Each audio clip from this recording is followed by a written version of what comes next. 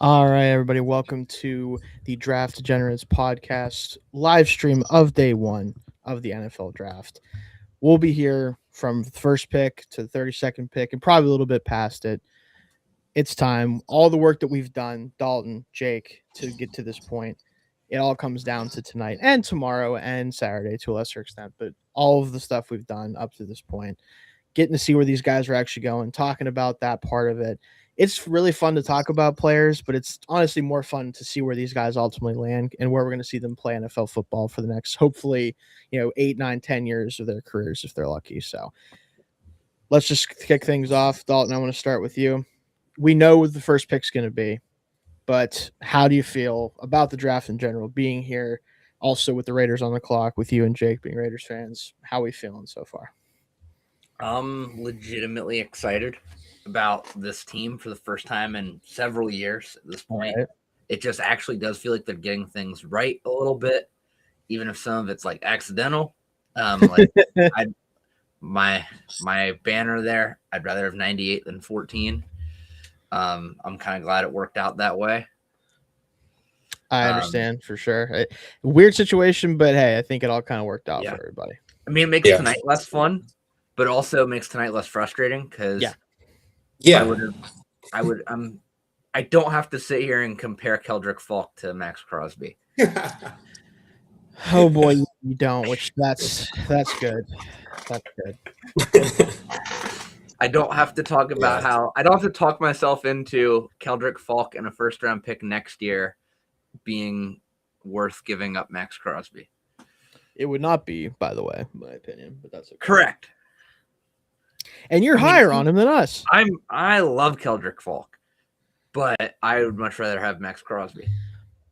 Well, I think that makes you a normal person, so that's correct. That's good. But Jake, how are you feeling with everything with the first pick, as we kind of know what it is already, obviously, and also just with the draft in general? Yeah, first pick, I'm glad because my Raiders are finally going to have a young QB that you can actually get excited about. Haven't felt that since like Derek Carr's rookie year, so that'll be fun. As for the draft, I'm excited because I think after the first pick, like, kind of have no idea what's going to happen. Like, it's not one of those drafts where the first couple picks are kind of lined up. Like, it really could be anything. I heard a lot of stuff about trades, so maybe it can get crazy there. But I think it'll be entertaining because a lot of it is kind of a wild card, more than most drafts, I feel like, which also kind of speaks to this draft not being as great as some of years past. But I think it will be fun and interesting. So I'm excited to see where some of these guys go. Yeah. See, that's the key thing, though. Oh, sorry, go ahead, Don. I was going to say, welcome to the offensive line Hunger Games. Oh, literally. Yeah. That's where I can't wait to see 9 of them go. Very well could happen. But what I was going to say is one of the benefits of having a draft that doesn't have a ton of clear-cut, top end guys. Like, there's a couple guys that we are probably higher on than general consensus. Like, obviously Ruben Bain, especially, and we'll pull up actually our consensus board. Thanks to Dalton today getting that done. We'll pull up our consensus board, kind of talk about where we all collectively landed on some of those guys. But because there isn't a ton of action for a lot of those top players, this draft is more interesting from a watching perspective at the very least, because we don't know for sure who the first 6 picks are going to be, where a lot of the time we do, whether it's because there's 3 quarterbacks that are going to go high, or a premium, super premium edge rusher and offensive tackle and stuff like that. That still might be where teams go, but we don't actually know that for a fact this early in the process. So I did see a little note that apparently the betting odds for number 2 have flipped back to Arvell Reese late. So I do think that that's probably going to be the pick, and I think it should be the pick. I think we all kind of agree. If it's going to be either Bailey or Reese, then we would go with Reese. But that's fascinating. So it might start at 3, the draft. We'll have to see. I'm still not willing to say for sure, but I think you're right, though, that this draft does kind of not start at 7 or 8 like it typically does. So, yeah, it literally starts at 2. Yeah. Hopefully... speaking of which, hopefully we'll have somewhat of an expert guest to talk about that. Working on that currently. I just heard back around when Washington gets on the clock. We'll have somebody Jets related to hop on. So okay. Yeah. Hopefully not to complain about the second overall pick. Well, it depends, I guess. We'll have to see. But we also will have Casey, who's on our betting show, of course, who is the host of our betting show. He will be on at some point. We might have some guests pop in and out that you guys might seen if you've followed us for a long time.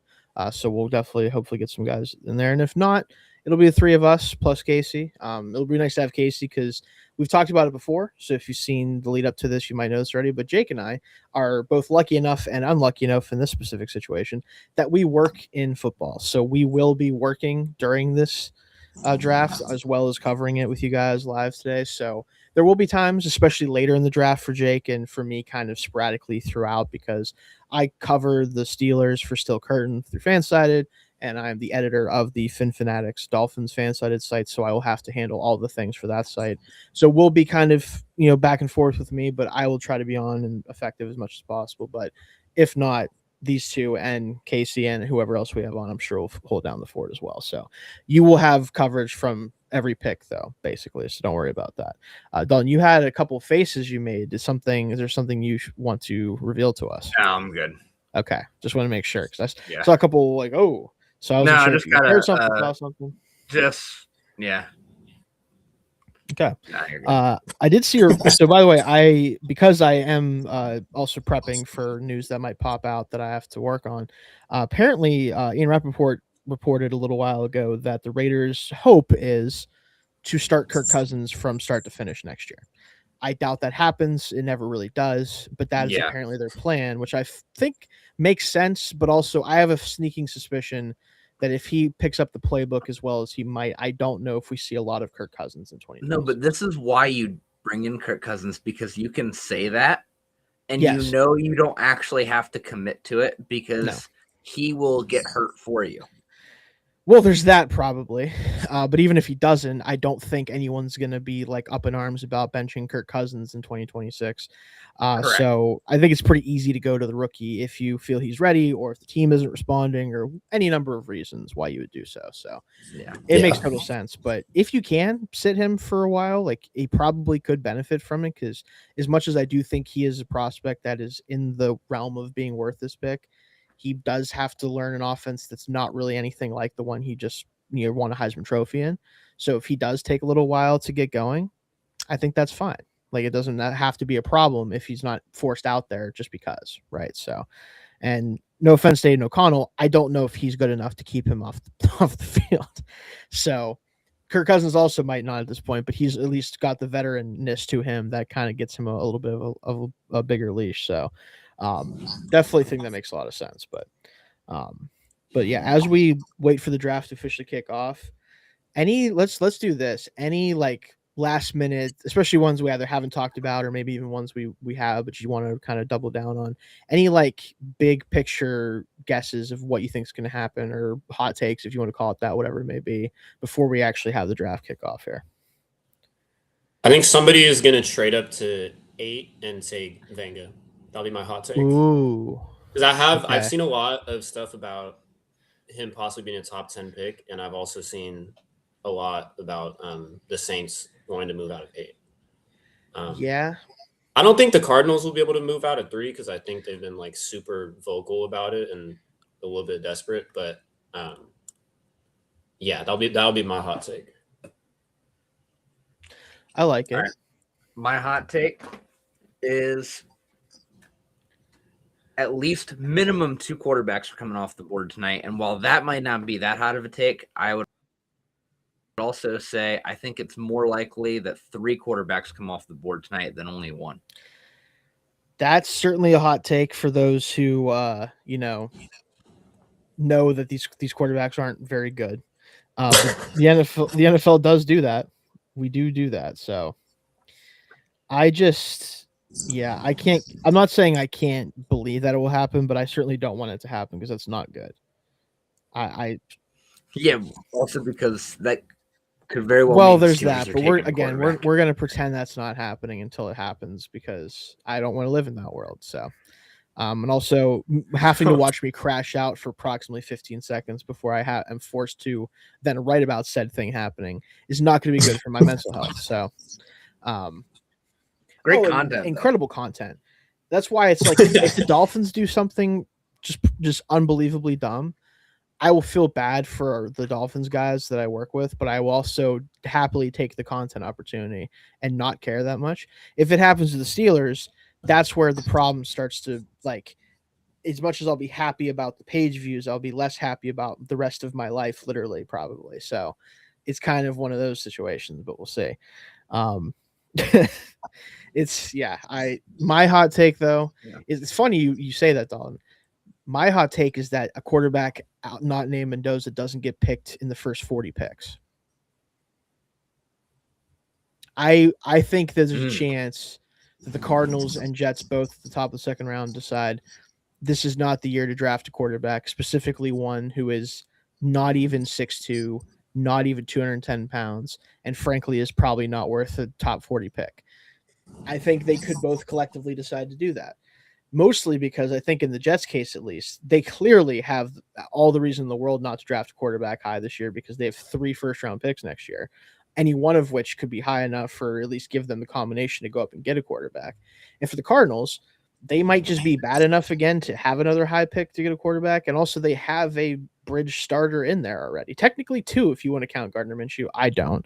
But if you want to count him, they technically have 2 bridge starters on the roster right now. So it's possible that they both say no, and then if it's not them, are the Steelers going to take him at 53 then if he falls all the way there? Maybe. Are they going to move up to get him if those 2 don't take him? Probably not, because who's going to take him before them? I don't know. So, I mean, I also think there's some dark horse teams that could take quarterback. Rams being one. It's 61 though is where they're at after 13. So unless they if they move down, that's one. Like I mean, there's movement or we could also see I think some other dark horse teams. I mean, Cleveland.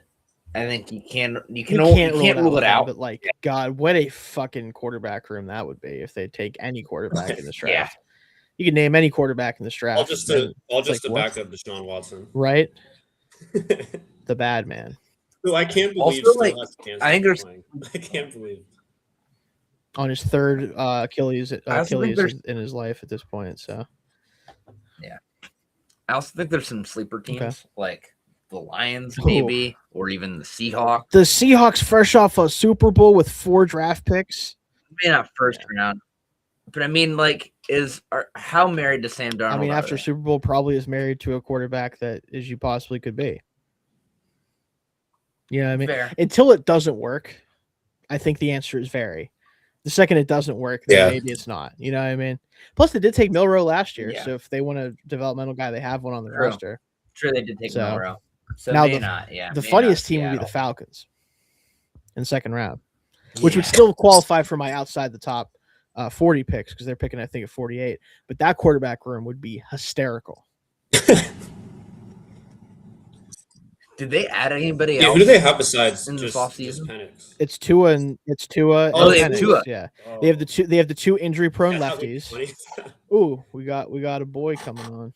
I need to see. There he is. Of Penix, Tua, and Carson Beck. I need that. Casey comes in right as we're talking about this conversation. What?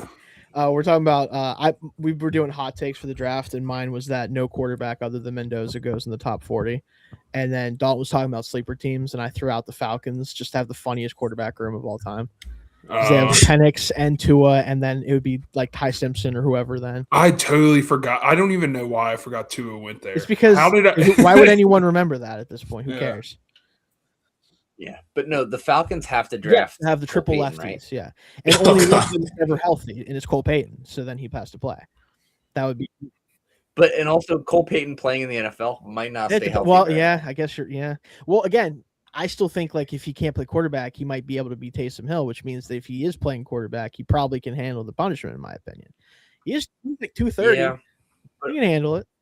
Yeah, but the NFL guys are going to hit a lot harder than the guys in the Missouri Valley Conference.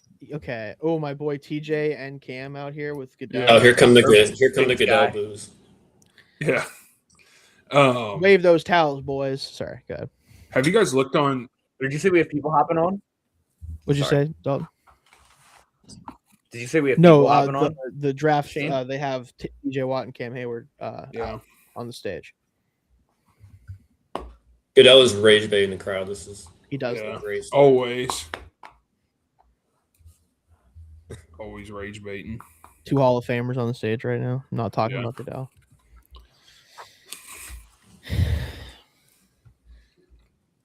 Where do you stand? They should have brought out. They should have brought out Will Howard on stage, and then they should have. Oh my god, they should have, just to prove a point. Yeah. Where do you stand on the? Because this is something a lot of people debate. Do you think Jake covering the team now? Yeah, I don't know if you probably still aren't biased anyway about it, but do you think, assuming he has another good season this year, especially, you think Cam's a Hall of Famer? I Cam want Hayward. to say yes. It's just there's no postseason. Right, but like I feel like with defensive players, But- they don't care as much about that. Yeah, because I would go. Yeah. Yeah. The only thing that makes me hesitate is like, I think how many? What does he have? Like 3 playoff wins or something? he does, I think, and TJ has 0 to be fair. So Yeah, but he's also like 37, and he was just an All-Pro. So I feel like that's the thing is He's- like, if you were he's- to look at his career, like from like age 22 to age 28, he's a solid NFL defensive lineman. The past like 9 years have arguably made him one of the better players of his generation at the position, and I think that's hilarious if you think about it.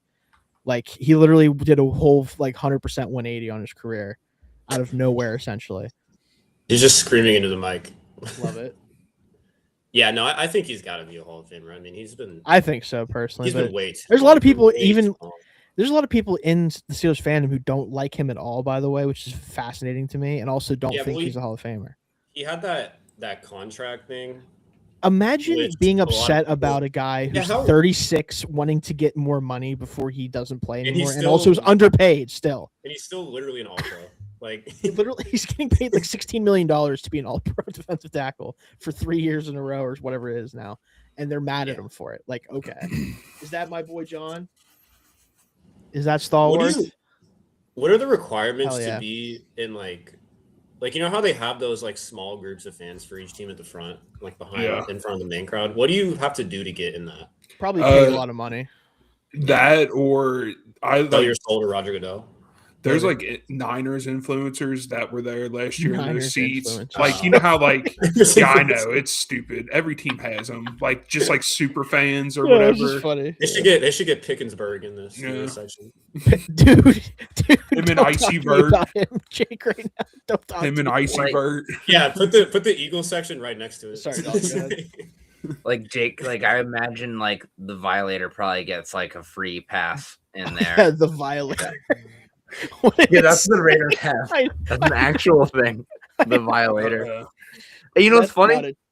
I'm pretty sure his day job is he's like an elementary school teacher. That you can't. He's just named the Violator. Did they bring Yeah. old Terry? Does he know where he's at right now? Terry, what are you doing on the stage? Get him out of here. Two just Oh, God, they- stand-up guys that are better at better personalities in football. Oh my god. Yeah. Do we really have old man Terry Bradshaw out here?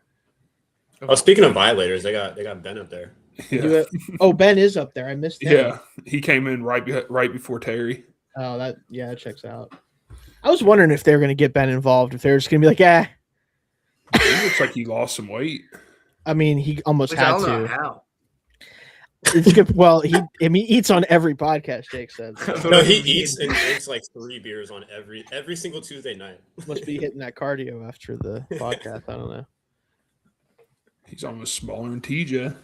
Yeah, which TJ is not small. So, Nah. I wonder sometimes because Ben was listed at like 245 when he was playing. He couldn't have been 245. No. He was like He- 2'8". He had to be on. There's a couple, especially like there's like those middle seasons where he kind of like you could tell he added a little bit of weight so he could like not get killed basically, and he had to be 270, 275. Yeah. And the It was Raiders are also- on the clock, by the way, Yeah. folks. It's Who are more they funny going to take? for the first overall pick? They have to pan to like his living room. Literally. Yeah. Fam Cam. They should, if they take all 8 minutes, I'm gonna be pissed. They They need to just- usually do. I think I'm just going to go ahead and just throw this up here just so we don't have to remember to do it. we know the pick is going to be, and that's okay. We've known about it for a minute. Is the best way to describe it. No, so we've talked about this a little bit more than I think most people do because it feels like as soon as we knew it was him, everyone just kind of stopped talking about it, except for like Dan Orlovsky for some reason. Not sure what his problem is with him, but whatever. I do think this is obviously the right pick given the circumstances that the Raiders are in. And I do think he has a good chance to be very successful. I do. So, any thoughts, fellas? And with the first overall pick, Arvell Reese. I hope he's successful. Yeah. Well, I'm sure you guys hope he's successful for sure. The bottom line, he will be better than the last quarterback they took first overall. Yeah. I'm. The bar is like not even off the ground, but yeah, you're right. I will say this, like I've been watching like a lot of his interviews lately, and it's in a very good, I mean this in a good way. It seems like he gives off the vibe of like a closet serial killer. Oh no! I knew Dalt was gonna say some fuck shit already. I knew it. We're not even through the first pick. God, it's not that bad.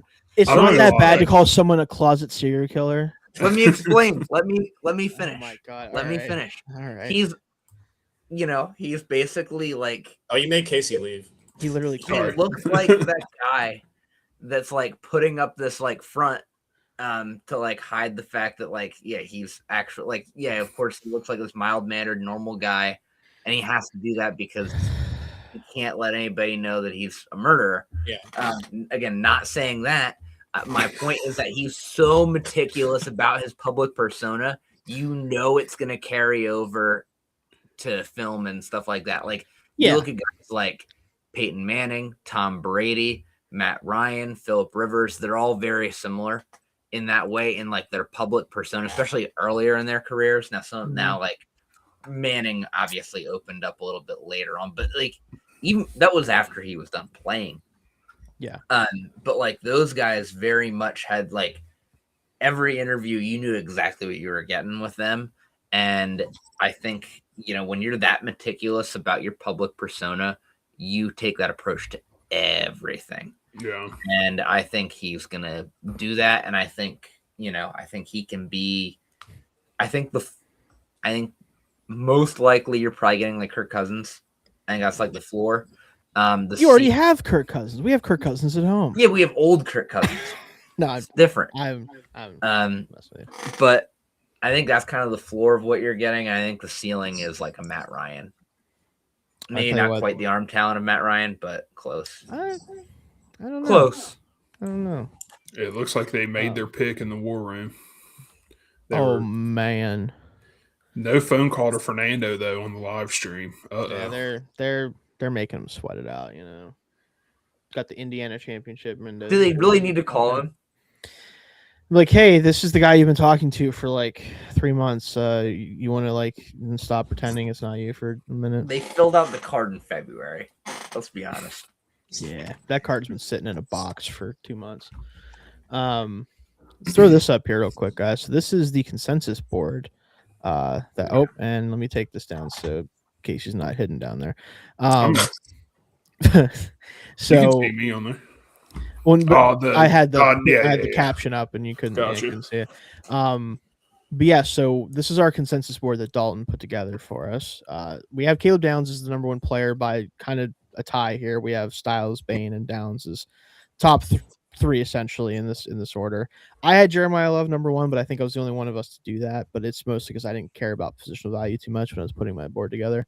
But these guys at the top are obviously like kind of the cream of the crop in general. I think once you get to like Cardinal Tate, who I do like a lot, but like isn't a traditional like top 10 pick at receiver, is where you start to see the drop off a little bit with this class overall.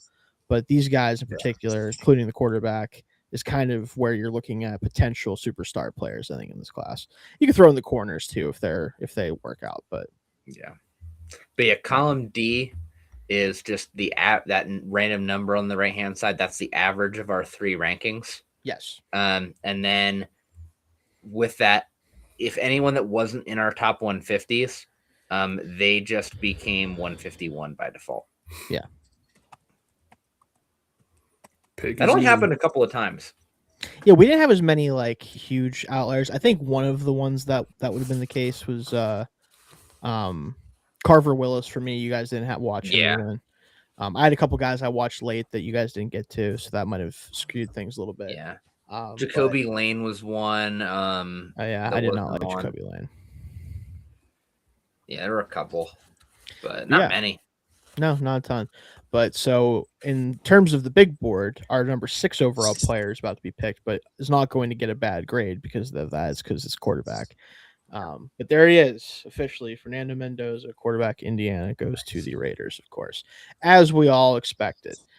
But now this is when the draft really starts, because for a while now, it's been all David Bailey for a lot of the media recently. And then the odds shifted earlier today. I mentioned earlier on the show that now Arvell Reese is back in the front runner, back to the front runner to be the second overall pick, which is what I think all of us here, can't speak for Casey because we haven't really talked much about the draft with him.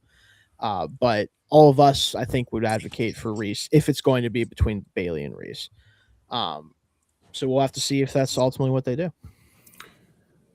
I would go Reese just for the, like, I feel like you can use him a little bit more around the field. Oh, yeah. In my opinion. So for sure. I'm expecting Reese to go here. Yeah, that's kind of what I'm leaning as well. I mean, I just can't imagine wanting David Bailey here, especially because I think the Jets likely take multiple front seven guys in this draft. Yeah. And Reese is somebody that I think keeps your options open more later on in the draft, because he could be edge or an off-ball linebacker. No. Kind of do a little bit of everything. And also he's just a better player than David Bailey, or just a lot more upside. Yeah, I mean, especially for me, on my own personal board, I have Bailey at 18 in this class. I do view him as a guy that could potentially end up being a supercharged, like defense or a DPR or a designated pass rusher. I think you and Jake both have him a lot higher than that, but I was not a big fan of his tape from a like translating to the NFL perspective, especially because he has power, but like he doesn't use it effectively compared to a lot of the other pass rushers in this class. He just has that kind of trump card of the get off and the ability to win the corner despite not having great bends. So he'll be productive for a team. I just wonder, is it going to be on every down kind of too? Yeah. But I technically have Bailey higher. I have him right above Reese on my board. But for what the Jets need, especially for the Jets, I think there's a lot more upside for Reese. Like if you just needed like a pure edge rusher to get after the quarterback, I'm taking Bailey. But I don't know. For the Jets, like you're not worried about winning this year. Well, Aaron Glenn might be. But also, in my opinion, like I don't think Will McDonald's any worse of a player than David Bailey is, and you already have Will McDonald as an edge rusher. Like I really don't. Like I wouldn't grade them very differently, even as prospects back whenever McDonald was coming out. Very similar in the fact that they are speed pass rushers that are limited in some areas, but will get you a lot of quick and easy pressures because of their athleticism, but don't have the down-to-down consistency that I'm kind of looking for with a full-time edge rusher. So, yeah, I am very curious at this point. The Slack for Fancy is going nuts with just jokes about stuff right now. Jets pick is in. Oh yeah, this will be. I'm surprised they didn't take the whole time. They said like a little over 2 minutes left. Yeah. Does anyone here think it's not Reese? I feel like it has to be him. I hope it's him, but yeah. Personally, I'd take Styles, but I think it's gonna be Reese. I would take Bain, but who's gonna be the first team to trade up? You think? Trade up? In my mock was Tampa or Bay. trade or like just trade picks to either trade back or up, whatever. I had Tampa Bay moving from 15 to 10 earlier. Yeah. No, who they move up for? I didn't look at your mock. David Bailey. Well, unfortunately, I just got spoiled. I know who the pick is going to be. Yeah, that's why I'm staying off Twitter. I kind of have to watch out for. Yeah, stuff I know you do. Yeah. But yeah, I do know who the pick is. Yeah. so I'll let that ride until we get the actual pick in. But I imagine it's Bailey. At this point, I mean, that makes sense. The fact they canceled their meeting, like that kind of made like I didn't want it. Like I wanted to think that meant they weren't taking him just because like I didn't think it was the right pick. But in hindsight, it makes a lot more sense that they would cancel that meeting because they didn't need to meet with him. Yeah. So again, the pick hasn't actually been fully announced. So, but Goodell's coming out on the stage. It's David Bailey. And so I'll do this, and you guys obviously can give your personal grades for it too.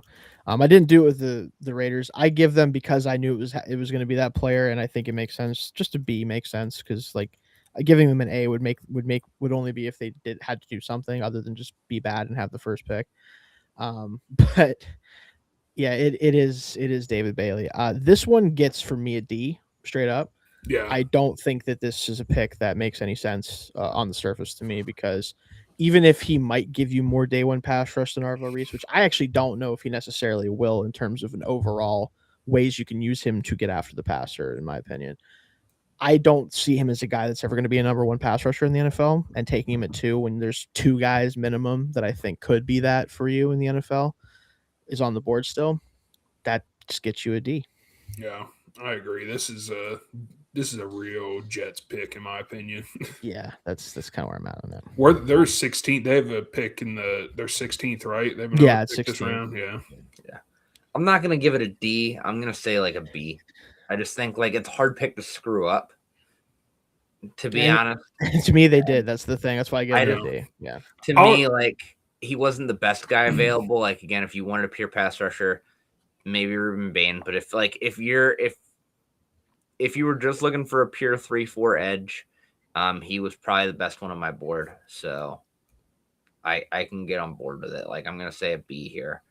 I don't curious what Jake like thinks it, here. But... I'm curious what Jake thinks once he gets back, hopefully. But I know. Yeah. Sorry, I'm back. Okay. I'm trying to do the tracker.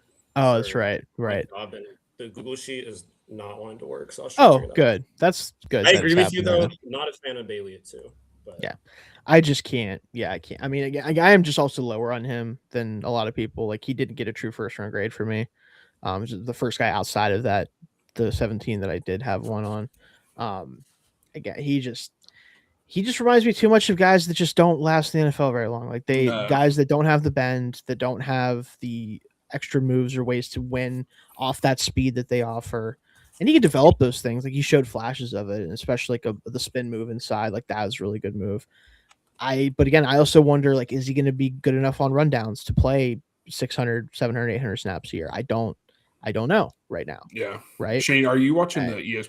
Sorry, go ahead. NFL Network one. Okay. Yeah. So you're seeing the highlights. Yeah. Right before the spin. Yeah. He was straight as a board coming around the edge on that. It is what, like, it doesn't mean he's going to be a bad player. Like, I would have taken the middle of the first round. Like, if the Jets took him at 16 instead of 2, which they can't do, obviously he's not going to make it there. But I would have been like, all right, I can get behind that. I understand. Yeah. If they would have gone, like, even if they took Reese too, like, if they doubled up, because then Reese could kind of do whatever then, or what, like, kind of like what you were talking about, Dalton. But 2, just can't get with it, unfortunately. But Jets do being the Jets. So do we think here with Arizona on the board, right? Did they move back? I think they should. Still... They should. I don't know if they will. Yeah, I don't know if they'll be able to. Yeah, that was. But I think they should. Yeah. Earlier, I mocked Maui Noah because they couldn't move back. I can get with that. I do wonder if Maui Noah is going to go as early as we think he will, but that would be kind of what I would do. Yeah, if I'm not moving down, I think you just take whoever you think the best offensive lineman in the class is. That isn't like, other than Ioane, obviously, because the guard only thing. But whoever you think the best player of the offensive line is probably who I'd go. I also, though, I would consider taking Arvell Reese here. Yeah, he didn't go at 2. Yeah, because the thing is, I have a higher grade on Reese than any of the tackles, so I probably would actually do that. I'd take. I'm not so used to Reese being there, so you would take Styles. I'd be okay with that too, even though I'm a little lower on Styles than you guys. Not really, though. It's like kind of by default because of the positional value thing of it all. But what's crazy is we're on pick 3, and the top 5 guys on our consensus board are all still available. I know because admittedly, Bailey might have been in the top 5 if I graded him closer to where you guys have him. But yeah, but I mean, he's still 9. Like he was 9, Mendoza was 6. So like, it's not like they were that far off on him. But like, it's a weird draft. It is a weird draft. Side note: did you see after he made his pick, they already had Topps already had a sports card for him with a picture of Roger? How did they do that so quick? Hey, they're quick about it. That was insane. Like it literally was like 20 seconds ago he took that picture, and they already had the card out there for him to sign.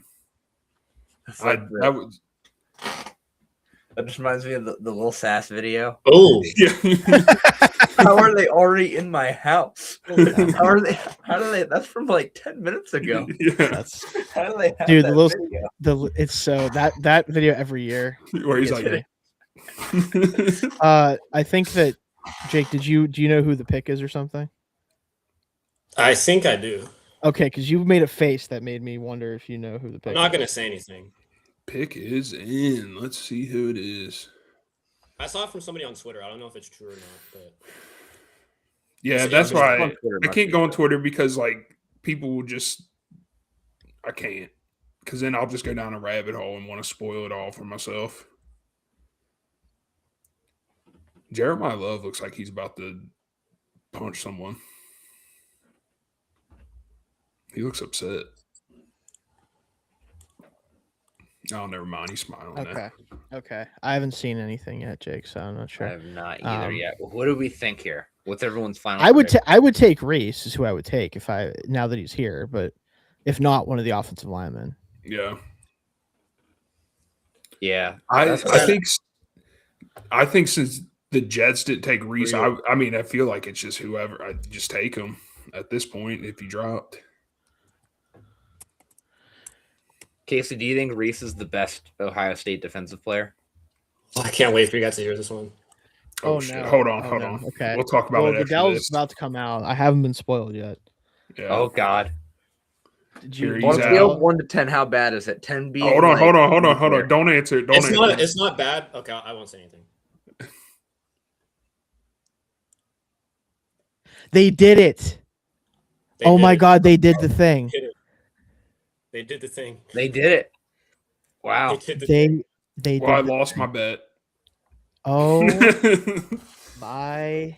Number 4 on our board. I kind of don't hate that though for them. But I do at the same time. I love Jeremiah Love. I just don't know if that is the spot, but it's not. I don't hate it, but I hate it. Yeah. As a Trey Benson truther, I'm a little bummed out. Yeah. It just doesn't make sense, right? Why I don't get that. Why wouldn't you just shore up that offensive line? You have questions at quarterback. Why would you do that? I mean, I get it. He's a freak, but like also you have nothing around him. Yeah. As a Niners fan, I'm happy about this pick because I thought they were I would be.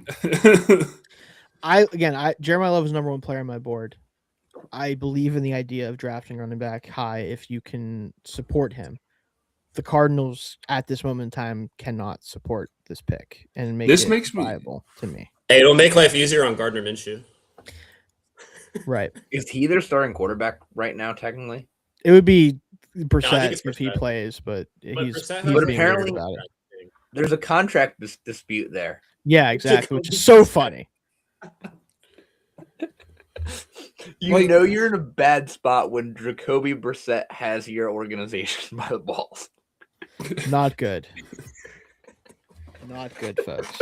Why does this make me feel like the Cardinals are going to try to trade back up into the first round for some reason? They're definitely going to trade back up and draft Ty Simpson. Like I feel like. God. I would expect them to try to go off, like get an offensive tackle at least or something. Someone. Yeah, decent. They should. Yeah. But they probably shouldn't have drafted Love here either. And no. Hey, let the Mike Whiffer era begin. This is such a tough pick to. So like they're getting a really good player. That's the problem, but it's also just not the I think right they could have traded player. back and done that. Yeah. Or actually, it's maybe Tennessee takes him if they trade back. That's my question. Is I wonder if they would have if he was there, or was it always going to be a defensive player? Do you think they might have like tried to shop it around to see if they could have got him later, and then didn't get any bites, so they just took him? Maybe they for sure probably tried to trade back and just didn't get. Yeah. But then again, you can't really move down if Love is your guy. You can't really move down because the Titans might have taken him. They might have. Yeah. That's what I mean. Like they probably didn't get a bite, and then they knew the Titans were going to take him. So just, I don't know. Jeremiah Love's rookie contract will be $50 million guaranteed. It's incredible. Good for him.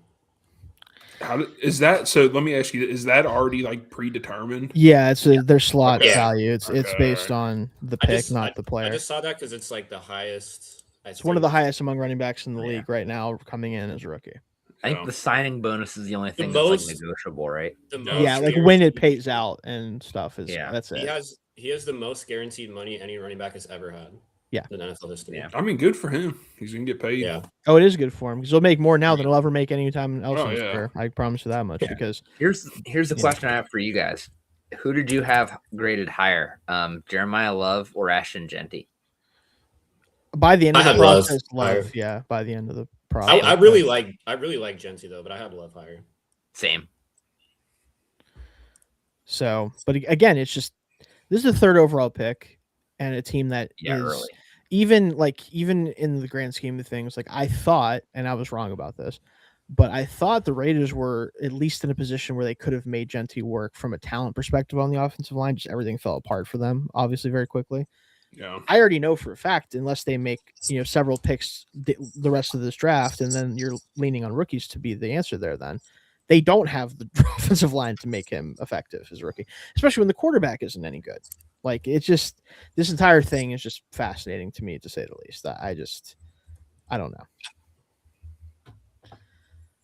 All right, what are the Titans going to do here? The pick is in. Got to be Reese, right, or Styles, one of the two. One of the Ohio State defensive players. I gotta get off Twitter, man. Yeah, get off. Are you guys getting them all spoiled that quickly? I have notifications on, so I just keep getting new alerts. So I gotta see. I'm trying to pay attention to only things I have to. Okay, I know who the pick is. Yeah.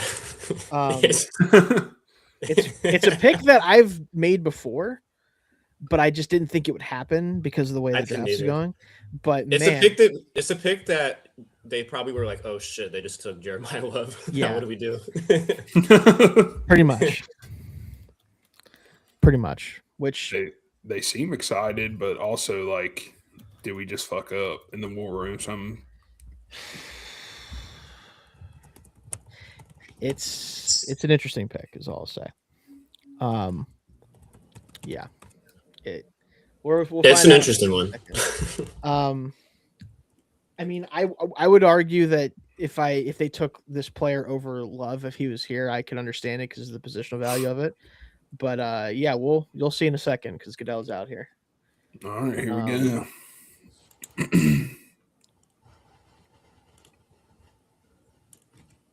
I'm like behind, I think. Casey, do you see? Whoa! Oh, yeah. Wow! Yeah.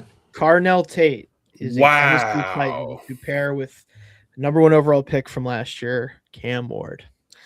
I don't hate it, but I don't hate giving Cam Ward a receiver. I just think if you have Reese, Styles, Downs available at 4, I don't know. Yeah, this is just. But I don't. You got a young QB, so I do get it.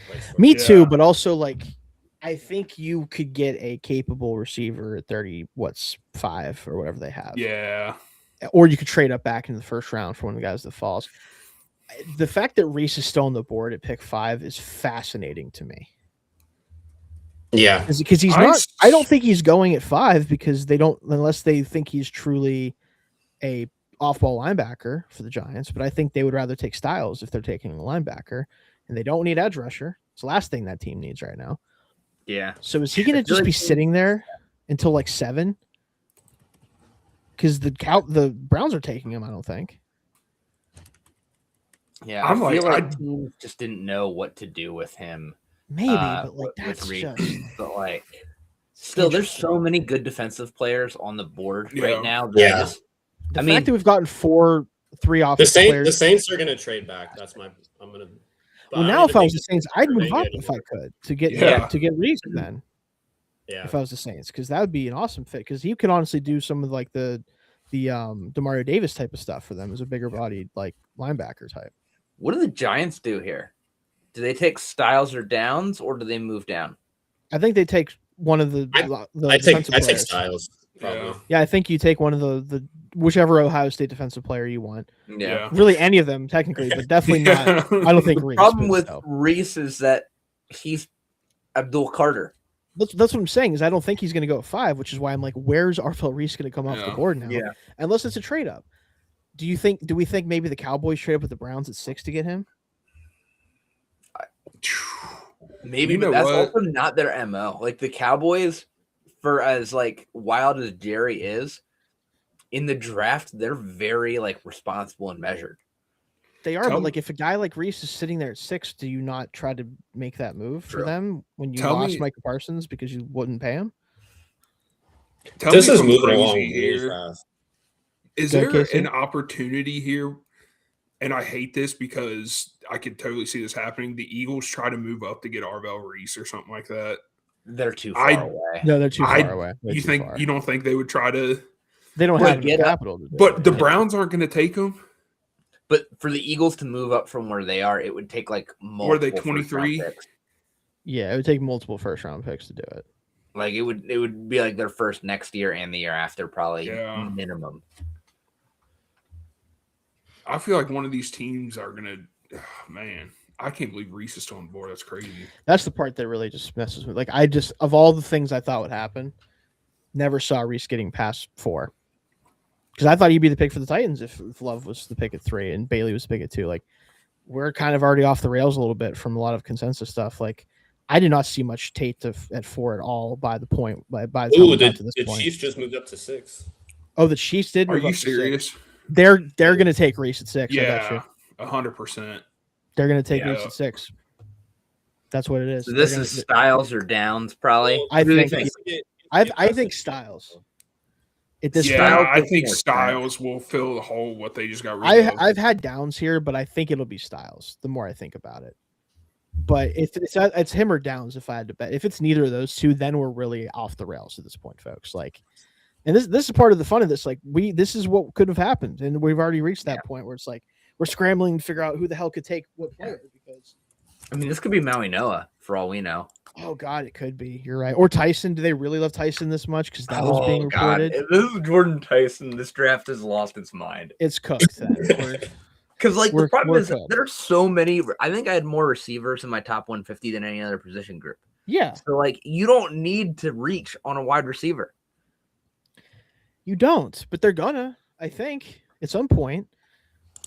Like, it's either gonna be 5 or 10 if I had to bet. I think Tyson's the 5th or 10th pick if I had to guess. One of the two. Yeah. Unless, this is something I didn't think about until just now. Did the Chiefs just trade up to 6 because the Browns decided they weren't taking a receiver because Tate's not there and they're going to take Tyson at 6? With Tate off the board now? The Chiefs aren't big on spending a lot of draft capital on wide receivers from what I've read and like heard. And and like history also kind of says that. I just thought about that for a second. I was like, I think it might be offensive line or defensive line. I think it's got to be Reese if they moved up with the Browns because who's going to like unless the Giants take an offensive lineman here, like who was going to take one ahead of them other than Cleveland? Yeah.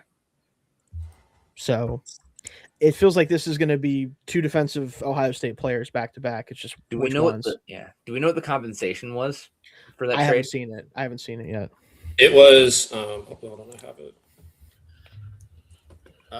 Browns sent 6th overall pick to Chiefs in exchange for 9th overall pick, 3rd round pick at 74th overall, and 5th round pick at 148. So 3rd and 5th go down 3 spots. Yeah, okay. They still have their other 1st round pick. Yeah, they still have 29. It's a pretty early 3rd though. It's like it is an early 3rd, but still. Yeah. Man, I still can't believe that Cardinal Tate pick. That was crazy. That's what really threw me for a loop. On top of the Love thing. Yeah. Like, I know the Love thing was reported, but I was just kind of like, yeah, okay, sure. Whatever. But no, they fucking did it. That's that one's still. Do they feel that good about their def? Like, does Saleh just think I'm just gonna moneyball this defense? I mean, they spent a lot of money on they spent a lot of money just in general, but especially on the defense. The corners they brought in, I think, I forget who they brought in on the defensive line. Somebody. They traded for Jermaine Johnson. That's right. But I think they just want to have a true, like, somebody they think is a true number one outside receiver, which I think Tate could be. Yeah. But again, that's the same draft pick that was used on Marvin Harrison Jr., ironically, who also hasn't worked out so far. But like, that just feels like an insane thing to say. Yeah. Even in a class like this, it's just interesting. But now, like, I'm thinking, like, so I think this is what we're looking at the next 3 picks. Ooh. I think. Oh, do you know? Yeah. Jake? Okay, hold on. But I think I would guess in this order right now, actually. I think I'm going to stick with my Downs thing. Downs, Reese, Styles, the next 3 picks. The three. That'd be awesome. Like, I think it's 3 Ohio State Styles players here. around. In that case, it's Styles, Reese, Downs, in my opinion. Those 3. It's like the defensive players from Ohio State are the next 3 picks in some order. I think the Chiefs will go Downs, in my opinion. That would be fascinating if they move up to for safety. Well, we're getting the pick here in a second, I think. Yeah, you got a special guest. How are they still announcing the? Wait, do you guys know who the Giants pick is? No. Okay, I'm so far ahead. Are you watching it or? No, my group chat is just sending all the tweets in. Well, yeah, you're trying to, yeah. I know the Giants and the Chiefs pick. Yeah, you know both of the picks already? Damn. What? I don't know the Giants pick yet. Yeah, I don't either. Yeah, the Chiefs made their pick, and they haven't even announced the Giants pick yet. But or at least reporters are saying what the Chiefs pick was. I mean, it makes sense that the Chiefs moved it to. If the Chiefs moved it to 6, then they knew who the Giants were taking. Yeah, they knew who they were going to take. Yeah. All right. I still want to wait to see who this is before I say anything. Because I haven't been spoiled on either pick yet. I'm going to try to keep it that way for my own sake. But oh my god, they're going to milk this. Here we go. There we go. They did take Arvell Race. They took him. All right. They did take Arvell. That's insane. Did they think he's an off-ball linebacker then?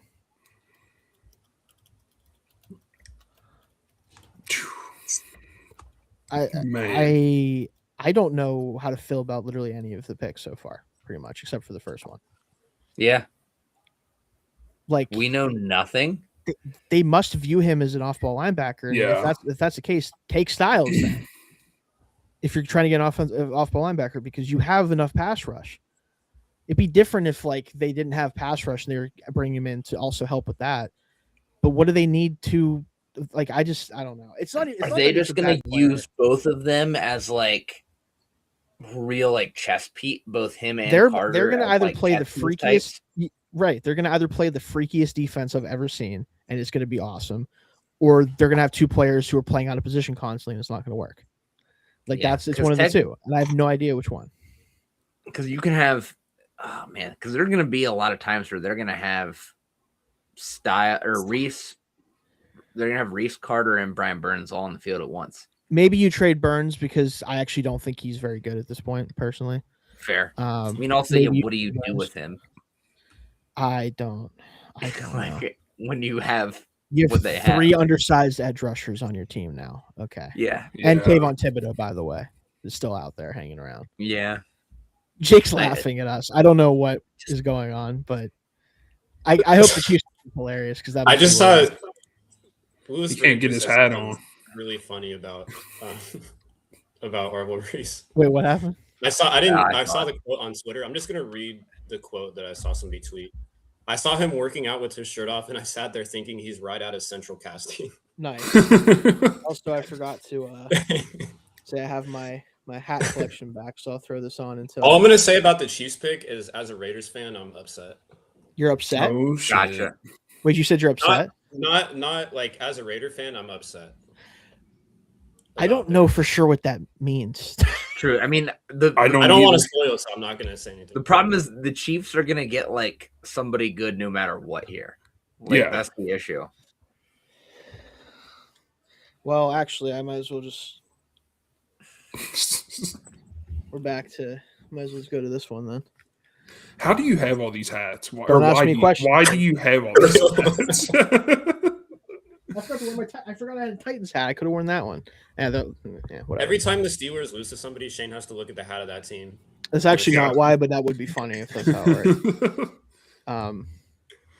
This is just this entire thing. Someone just said, "Well, everyone," in my Slack fans, they're like, "Well, everyone, write your Cave on Thibodeau trade articles for Sunday, Monday." Oh my gosh! So Jake does not like the Chiefs pick because he's a Raiders fan. That makes me think. I think. Yeah, I don't want to spoil, so I just want to say. Is it? I don't want to say anything. I'm just gonna wait.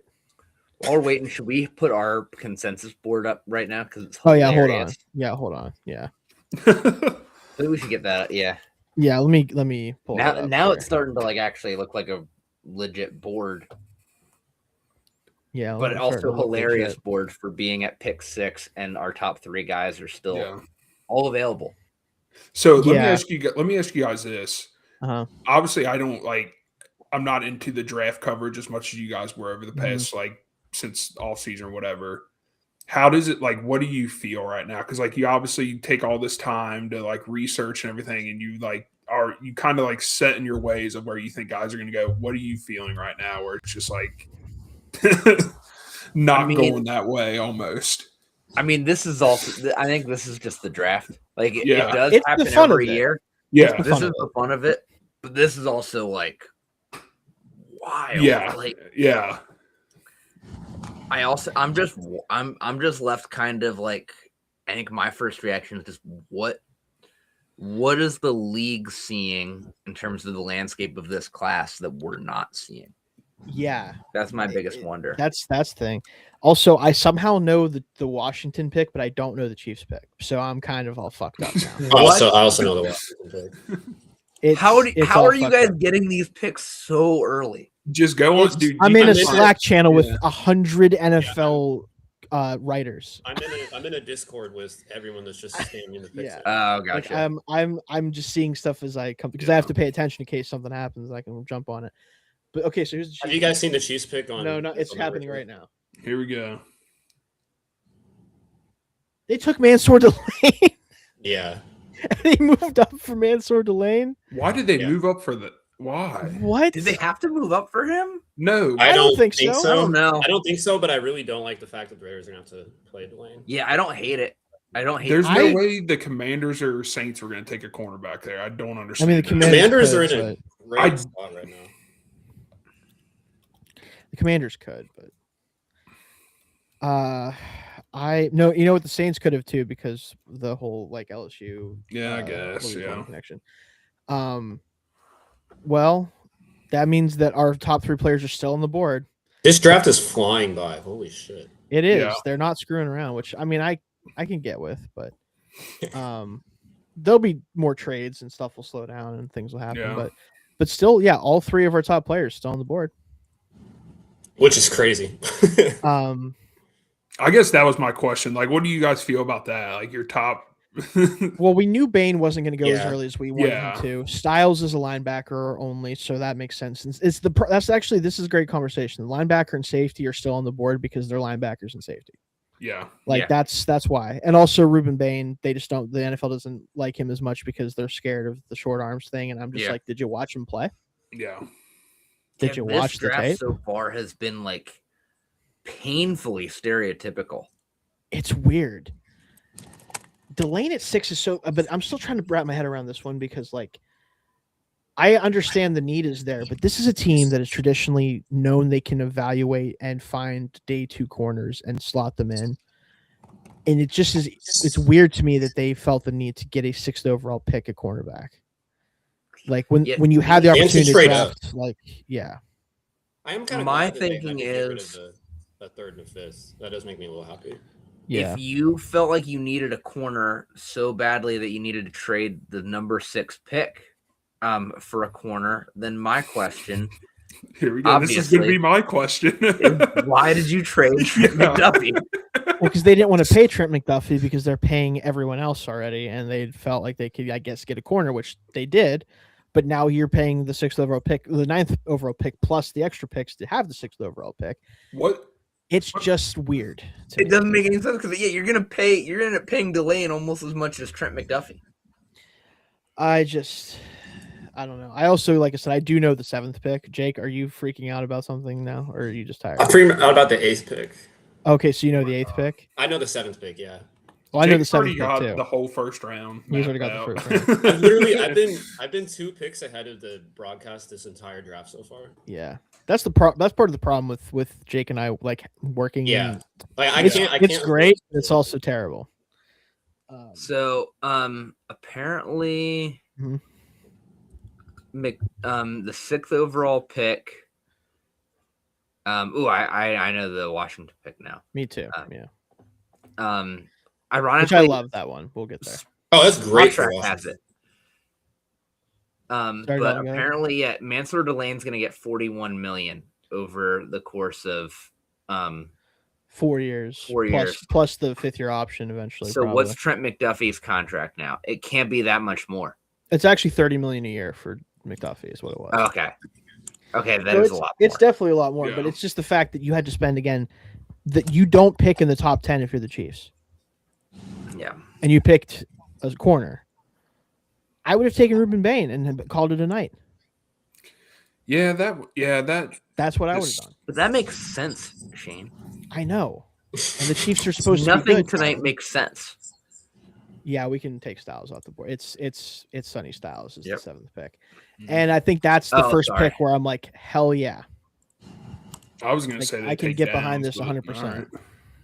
My number fault. 1 player on my draft board is gonna go to like the end of the first round at this rate. It's Probably. Well, we know it's not okay. We know who's not the pick at 8 then. We know it's not Downs. Oh fuck! Well, that's okay, Jake. That doesn't tell us a whole lot. It doesn't tell us a whole lot, but it's just we know that's. I didn't think it was going to be. He doesn't know who my number 1 is, so that's fair. It's not spoiled for him. Well, what's going to be really funny is the number 76 player on our board is probably going to go in the first round tonight.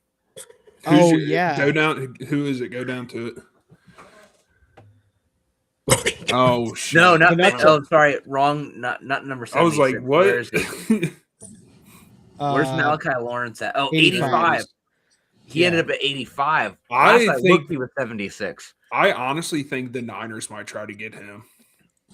Well, I was the highest on him at 51. If that makes you feel better, Casey. Yeah, no, I know, but like I think the Niners are either going to take him or a wide receiver. Is my opinion. Well, I hope it's a wide receiver. I hope it's Casey Concepcion because then he'll be good. Yeah.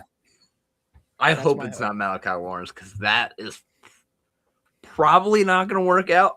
I would guess not. At least it would be an actual like pass rush specialist instead of another defensive lineman who can't rush the passer. So that'd be good. He's just a 25-year-old or 24-year-old pass rusher that doesn't know any pass rush moves. Yeah. So there's that. But he's strong and fast. And correct. Gets off the ball very quick. This is true. Man. Can't believe that. All right, Saints pick is in. Let's go. Yeah, but we didn't talk about Styles too much yet. Styles, that pick makes a ton of sense. Yeah. They need that kind of middle of the field enforcer, a guy that can be the leader of the defense. The Commanders somehow are the first team that's drafted somebody today, other than the Raiders, who don't count, frankly. Sorry. Yeah.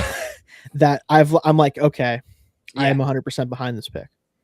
They need to stop doing the rent defense and like actually. Yeah, I think this is their first step into investing into it instead of just renting out players for a year. Yeah, so I'm happy with this pick. I think they this got is their be quarterback cornerstone. Yeah. They got their quarterback a couple years ago. Now they have the quarterback of their defense. Mm-hmm. My comp for Sonny Styles, these guys have heard it before, but in case you might not have heard this yet, is Brian Urlacher. Oh yeah, I like that. Both just big ass former safeties who play linebacker now. Yeah. Yeah. I like that. Yeah, and I think as he gets older in the league, he's really going to shape into that role. I agree with that. Yeah. Yeah, he's going to look a lot different by the time he's 25. Oh, yeah. Oh, we have someone hopping on, Dalton. All right, we got Steve here. Here we go. Let me get the consensus board down so we can bring him on here.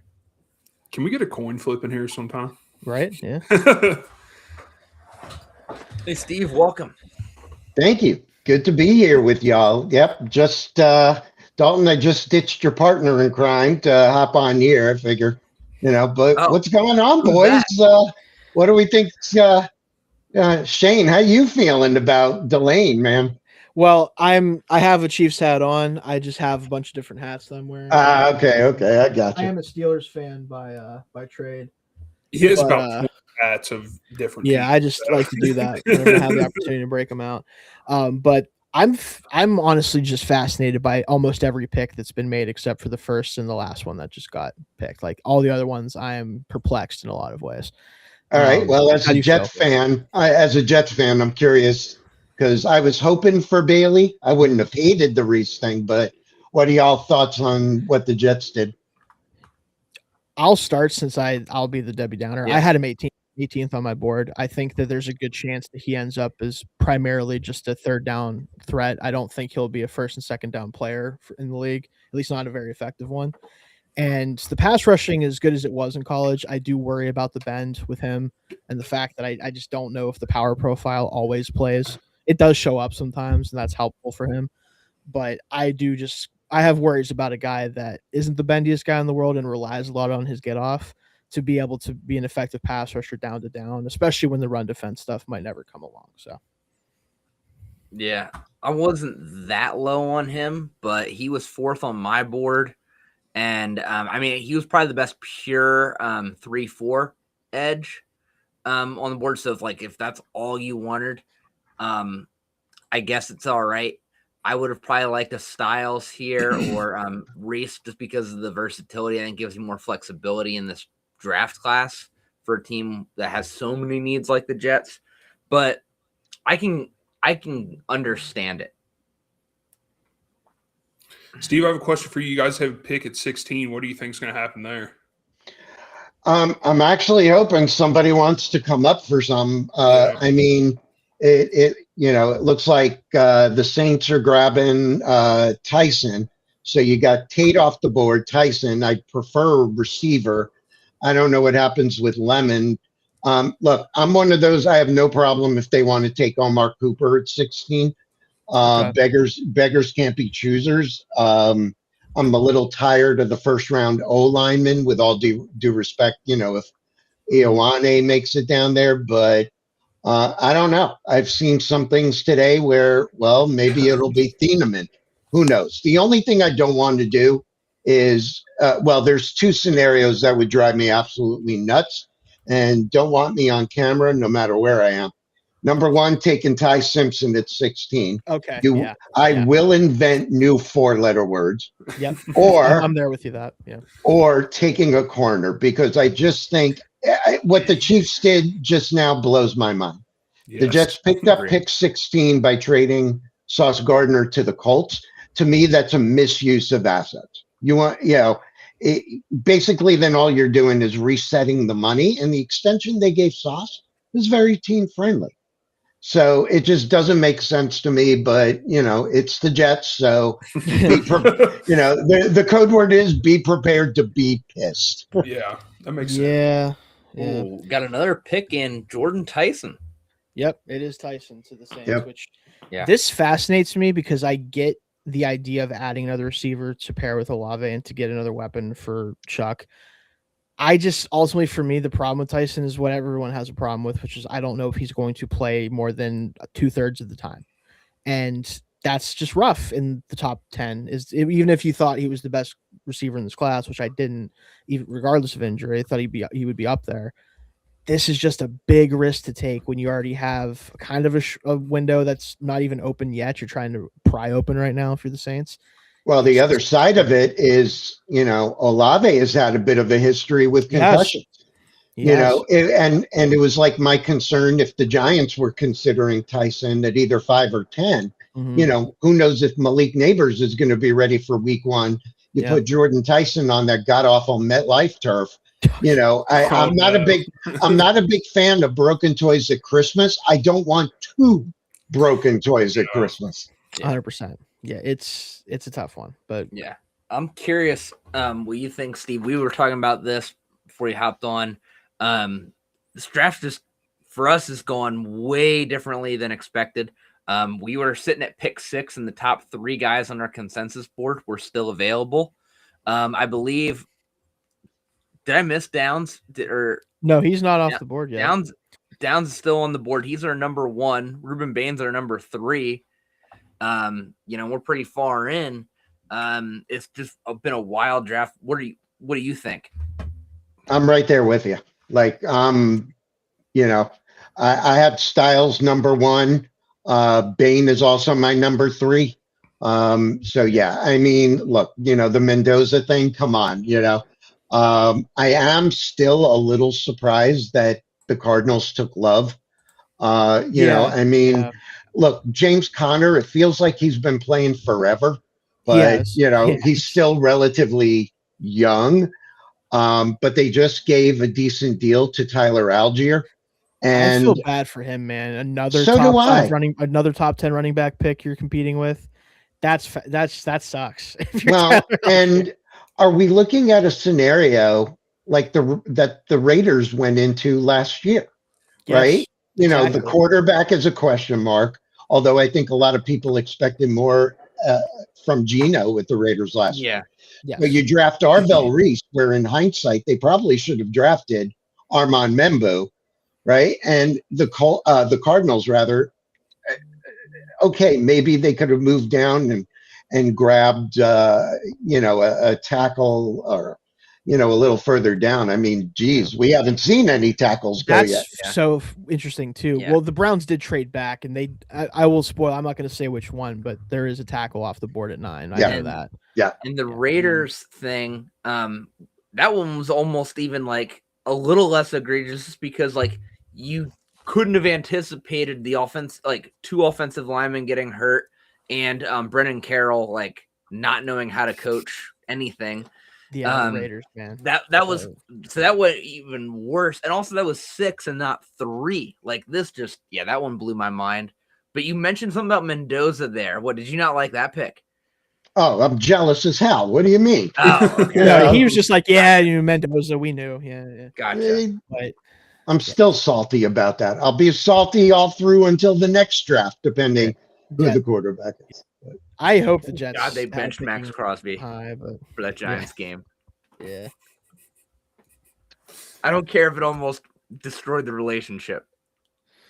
Hey, you know, it worked out in the end. So, no, but yeah, I know who the next pick is going to be with the Browns. But we knew it would be a tackle, so we'll talk about that when it gets there. And I mean, good on them, right? They picked up a 3rd and what was it, a 5th? Yes, in the deal. Yeah. So good Smart on move them. for them. Yeah, no one's been picked since they would have been on the clock that they would have taken probably, except for like even Styles, like they just drafted Wessinger last year. So like there's no reason. I'll tell you, the one thing I was thinking, you know, obviously there was all the buzz that George Pickens signed the franchise tag today, and I thought, maybe Dallas does 12, 20, and Pickens to move up to 6. You know, and maybe Cleveland sends Dallas Jerry Jeudy, but obviously that didn't happen. So, no, I mean, honestly, if you give them all that, you might have to also like just swap 20 and 24 at that point, because Pickens had an awesome year last year.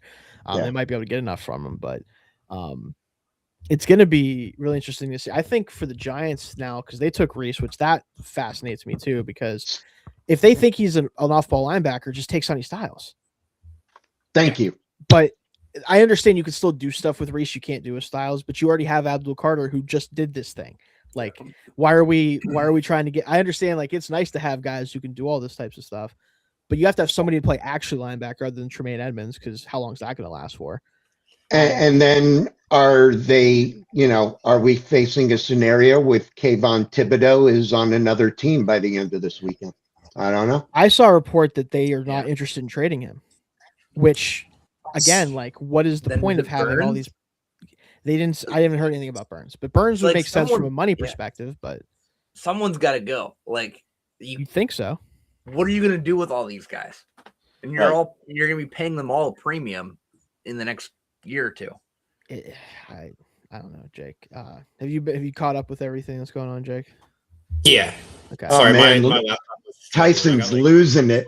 I just saw know. on TV. He is melting down. He was in the Just- tunnel and he was on his knees. He was crying and then he like got up and I mean, this is a guy that probably was worried he might not get picked nearly this high with his Yeah. injuries and everything. Like, I'm sure he's got to just feel really good right now, knowing Yeah. that he's going to a team where he's not going to have to be, assuming Olave's healthy, he's not going to have to be the number one receiver right away.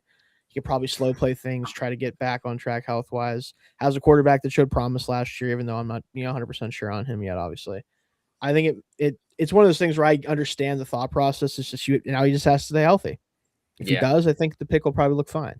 But yeah, he looks like a guy that's been rehabbing his ass off for the last 6 Yes. months, and it paid off. Yep. Man, they got a close up Good of for him him. like with a bunch of snot and spit coming out of his Mhm. mouth when he stood up. All Good right, for they got him, the though. Browns draft room up. Where's Kevin Costner at? where's he at? Can I What- tell y'all I hate that freaking movie? Everyone actually, everyone should hate Never it. watched the Yeah. whole thing from start to finish. Don't. Everyone should hate the movie. It's I get You people know, watch it, but whatever. You know, there's a story that they wanted it to be the Jets, and the Jets turned it down. And maybe I would have felt different, better or worse had it I been the don't Jets. know, But actually. I don't know. I think it fits the Cleveland Browns. It does Like, fit the- it's like 100%. like Yeah. we're not going to take them that serious, and it's No. just it's something the Browns. I can want do. my picks back. So funny. Yeah, I mean, with the plain helmet, they are like a generic NFL Yeah. team. They are a generic team. Well, remember, it wasn't that long ago, the Washington football team. This is true. Which honestly, for some reason, I was like, you know what? I kind of can dig it. I can work with this. Well, I now don't they're know, like something about it. slowly getting like the old aspects of the logo back in with that new helmet. Yeah. Also, Spencer the- Fano is the yeah. pick, by the way. We've been alluding Yeah. to That it. this It's like it. this surprises me. I mean, I know there's been buzz about it, but look, I'm still in the camp that I think he could be a very capable right tackle. Me too. But you can't argue with the fact of the versatility, right? Mhm. I know my buddy Bill Sparks thinks he could be a great center. So I think you could yeah, do it if you needed him to. Yeah. yeah. Uh, All right. So Yeah. there you. All these teams worrying. Oh my God, we're gonna have to trade up for a tackle. I don't know. I mean, would you be that shocked if the next two picks are tackles? If the Giants really like Maui Noah and Miami likes whoever it is? Like, I think Miami's gonna take an offensive lineman if Yeah. there's one they like there. My problem is the thing that you just said. Whoever it is there anybody after Maui Noah that's worth taking this high? For me, I think you can make the argument maybe Freeling. It's a little from an high for upside my blood, perspective, but yeah. but Yeah, it is a little high. I'm And a I Freeland mean, hater. I've got a second round grade on Proctor, and seeing Yeah. oh, Detroit is going to take him at 17. I'm like, man, I I look, I value all opinions, but I want what y'all are smoking. Yeah. Giants I just pick think is he's a guard. Oh, he's yeah, my that's tackle how I four. feel. Yeah. Yeah. He's my tackle 4. All right, so is this Caleb Downs now? I hope so because I think he needs to go top 10 in my Yeah. opinion. Like, this is a He guy has that's too to. good. He's If too he good. doesn't go here, my Jets better be on the phone to move. up. Yeah, could Miami take him because they? I Half's think Miami big might, safety because guy. of this. Half's big safety guy. So Sure. Yeah. I mean, Dallas could probably use a safety, but Francis Maui Noah is the 10th pick. So Downs is on Wow. the board. okay. Wow. There you go, So, Steve. Get him Jermaine on the Illuminor, line. You're gonna look for another job. Get him on the line. Damn. Get up there. I bet Caleb Downs is. Oh, we have a right now. The Cowboys just trade up to 11. Oh shit! The Miami Here we drop go. back. They're What? gonna take Yeah. the Cowboys are gonna take Downs. I think Yeah. that's probably what they're gonna do. I like that for them. What'd they give up? Yeah. I don't know. We're about to. I don't find know out. yet. I just Well, I have to And- deal with it. So I'll And what probably did be John on camera for a Eric? minute, guys, Holy cow! I'm looking at Malinoa. Jeez, he went all out. Yeah. Look at that outfit. Holy cow! He's got my Christmas garland all around Yeah. him. God bless him. I mean, but so what are you giving up? Maybe a pick.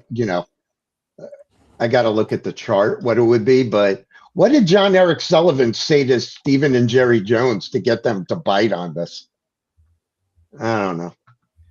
Yeah, it's a difference on the Rich Hill chart. It's 9 points. So that's a 5th round pick. So maybe, I don't know. This one, okay, whatever. All right. Well, the Giants got. So would they give up? defense and Wait, offense. what was the compensation? We don't know yet, but Okay. Where's Schefter at? Get him on here. They need to have live updates on the ESPN app. Oh, too, okay. guys. So the Cowboys gave up 12, 177, and 180. It's it's a little not over. much. No, not much. What were they originally picking at? 12. 12. 12. Yes, they only moved up a spot. They just moved up 1 spot. But that means like Miami was holding it kind of ransom. Like Yeah. the Cowboys had to move up because Miami had someone Somebody. else that wanted Dallas. What was the trade again? I'm trying to follow along for, the 112, simulator. Or I mean, it was 12, 177, and 180. So 177 and 180 were the 2 picks they packaged with 12 to move up a spot. Good for Miami. I mean, that's smart. But Yeah. Man. All Yeah, right, this so has to be this has got to be Downs, right? Yeah. Or Yeah. or are they going to be just complete Cowboys and take Makai Lemon here? No, the most Cowboys thing would be, well, I mean, is it Ruben Bain? It's Downs. I can spoil it for you. It's Downs. Yeah. Yeah, it's Downs. Boo, spoil. I'm just kidding. I'll just save you guys the trouble. It's Downs. That makes sense. I mean, I'm surprised he lasted that long, honestly, but Yeah. Also, good right. on Miami to get a couple picks for. Right. Yeah. Why not? You gotta build that roster. All right. So what does Miami do? Are they tackle? Are they Sadiq? I don't With- think Sadiq. I'm looking at the Lemon? board right now. Bain is BPA. Like, Bain Yeah. is Or someone they could do right it. off the top. I don't know if Yeah. if there is much of a stickler as the Packers are with Sullivan there, they won't take Bain because they're True. annoying. But I think that if not, it could be where was it at? I had this up. McCoy? No, with the injuries, I don't think so. No. I would say honestly, I could see What them about going with Ioane? Yeah, Ioane is the other one I would consider as a possibility here. Or Makai Lemon? A receiver I that's thought really- about I don't think so for them. I don't think so. Yeah, I think it'd be a bit of a reach personally. Yeah, But- I mean, I like him a good bit. Obviously, like a lot of people do. I don't think they take a receiver this early. Maybe at 30, they take one.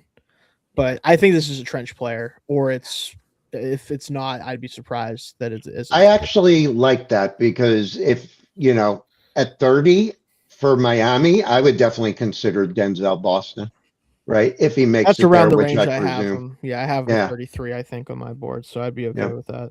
They need receiver.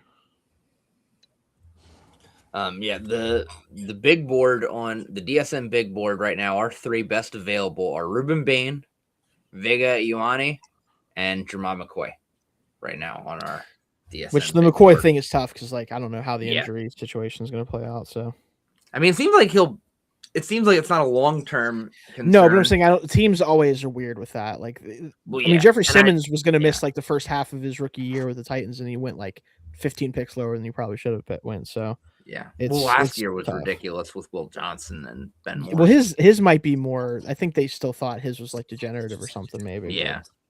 Yeah. And when you're dealing with I think it was his foot, right? With Yeah. Johnson. His foot, You his know, knee, something else too. I something think. like It that. was Yeah. weird. So yeah, it was. There's a bunch of stuff, but yeah, I'm very curious to see what Miami does here because Yeah. let me see. I'm actually trying to see if I know yet. And this is gonna be one that you'll have to cover. I will. One of the 2 teams that Shane covers. Yeah. Shane Yeah. covers the Steelers and Dolphins. Yeah, for fans. I have the editor of the Dolphins fan-sided site and then a contributor for the Steelers site. So gonna have to probably be quiet for a little while once they make the pick.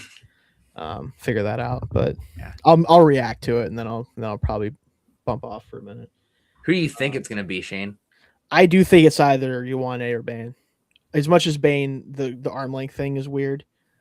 I do think that they could like him enough and like the power profile to do like the power edges with Miami. Well, they did with the Packers, I think. I mean, it would be a nice compliment to Chop Robinson. Yes, 100%. Yeah. You because you get that like quick edge presence with Chop and all the other guys you brought in. They didn't really bring in any power guys to complement Chop yet. So. And Bane also gives you a little more juice against the run too. Yes, 100%. Someone that can actually 100%. set the edge. Yep. Yeah, that would be my pick, but Yeah. don't know if that's By what they'll far do. the best player available right now. I Like think talent-wise. so. Yeah. Yeah.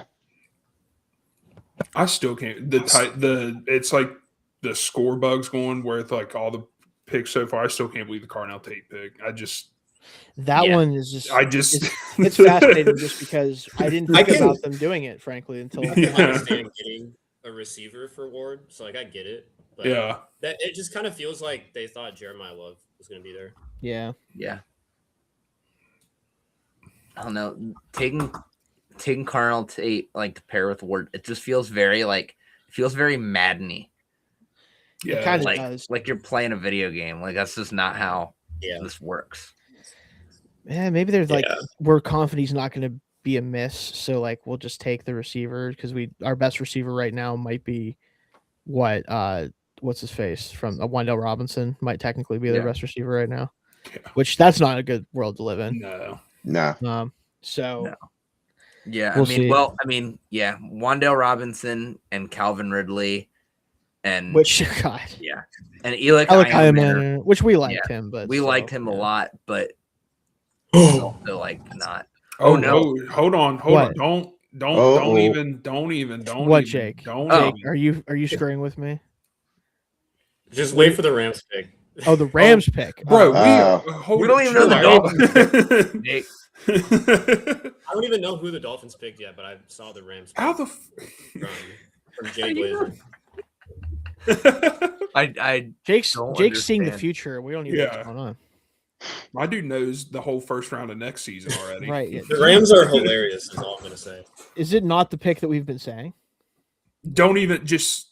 I just I'm not would be gonna say shocked. anything. Tip the no, it pick. might- Tip the pick. Is it like Freeling or something? do they play in I'm the not SEC? Just tell me that, Jake. I'm not saying anything. Okay. It's just, Oh, come Let me on. ask you this, Jake. Do you know who the Dolphins are if you want taking? me to spoil it, spoil it. I Put don't- it- put it in the Do you know who private the chat. Dolphins are taking? in the chat. Put it in the, Yep. Put it in the chat. Yeah. on here. Yeah, I'm not going to look at it, but you guys can look at it. Okay, it's in the chat. I Well, knew I it. That's just what saw I it. Son of a bitch. Yeah. No, I No. was just Knew going to when you say said that. Yeah. you can't be. you have to be- Per Jay Glazer on Twitter. Oh my That's god! where I'm I gonna kill messed myself. up. We can't be doing this. We can't. Do you know the Dolphins pick? Steve? Hopping I in? don't. I haven't seen the Dolphins pick yet. How do you see the Make Rams pick? the restream chat. That's what are these reporters doing? 'Cause my word group chat started blowing up because of Oh, the okay. Rams. They probably were like, they probably saw the Rams pick and was like, screw that. We're just going. No way! They come on, man. Shh. Wait. Man. Are we talking this guy for the Dolphins or the Rams? The Rams. The Rams. Yeah. I still don't know who the Dolphins took. I'd like to know so I can start Yeah. working on stuff. That'd but be I don't know. hilarious. This It was is the for the Dolphins. Rams. If it was for the Dolphins, you might never see me again. And I'm not even a Dolphins fan. I just would hate to have to do it. I haven't. Yeah, I'm looking for the Dolphins pick. I But can't no, find the it. Rams. I mean, so we talked pre-show about them like being interested in like in that position, Yeah.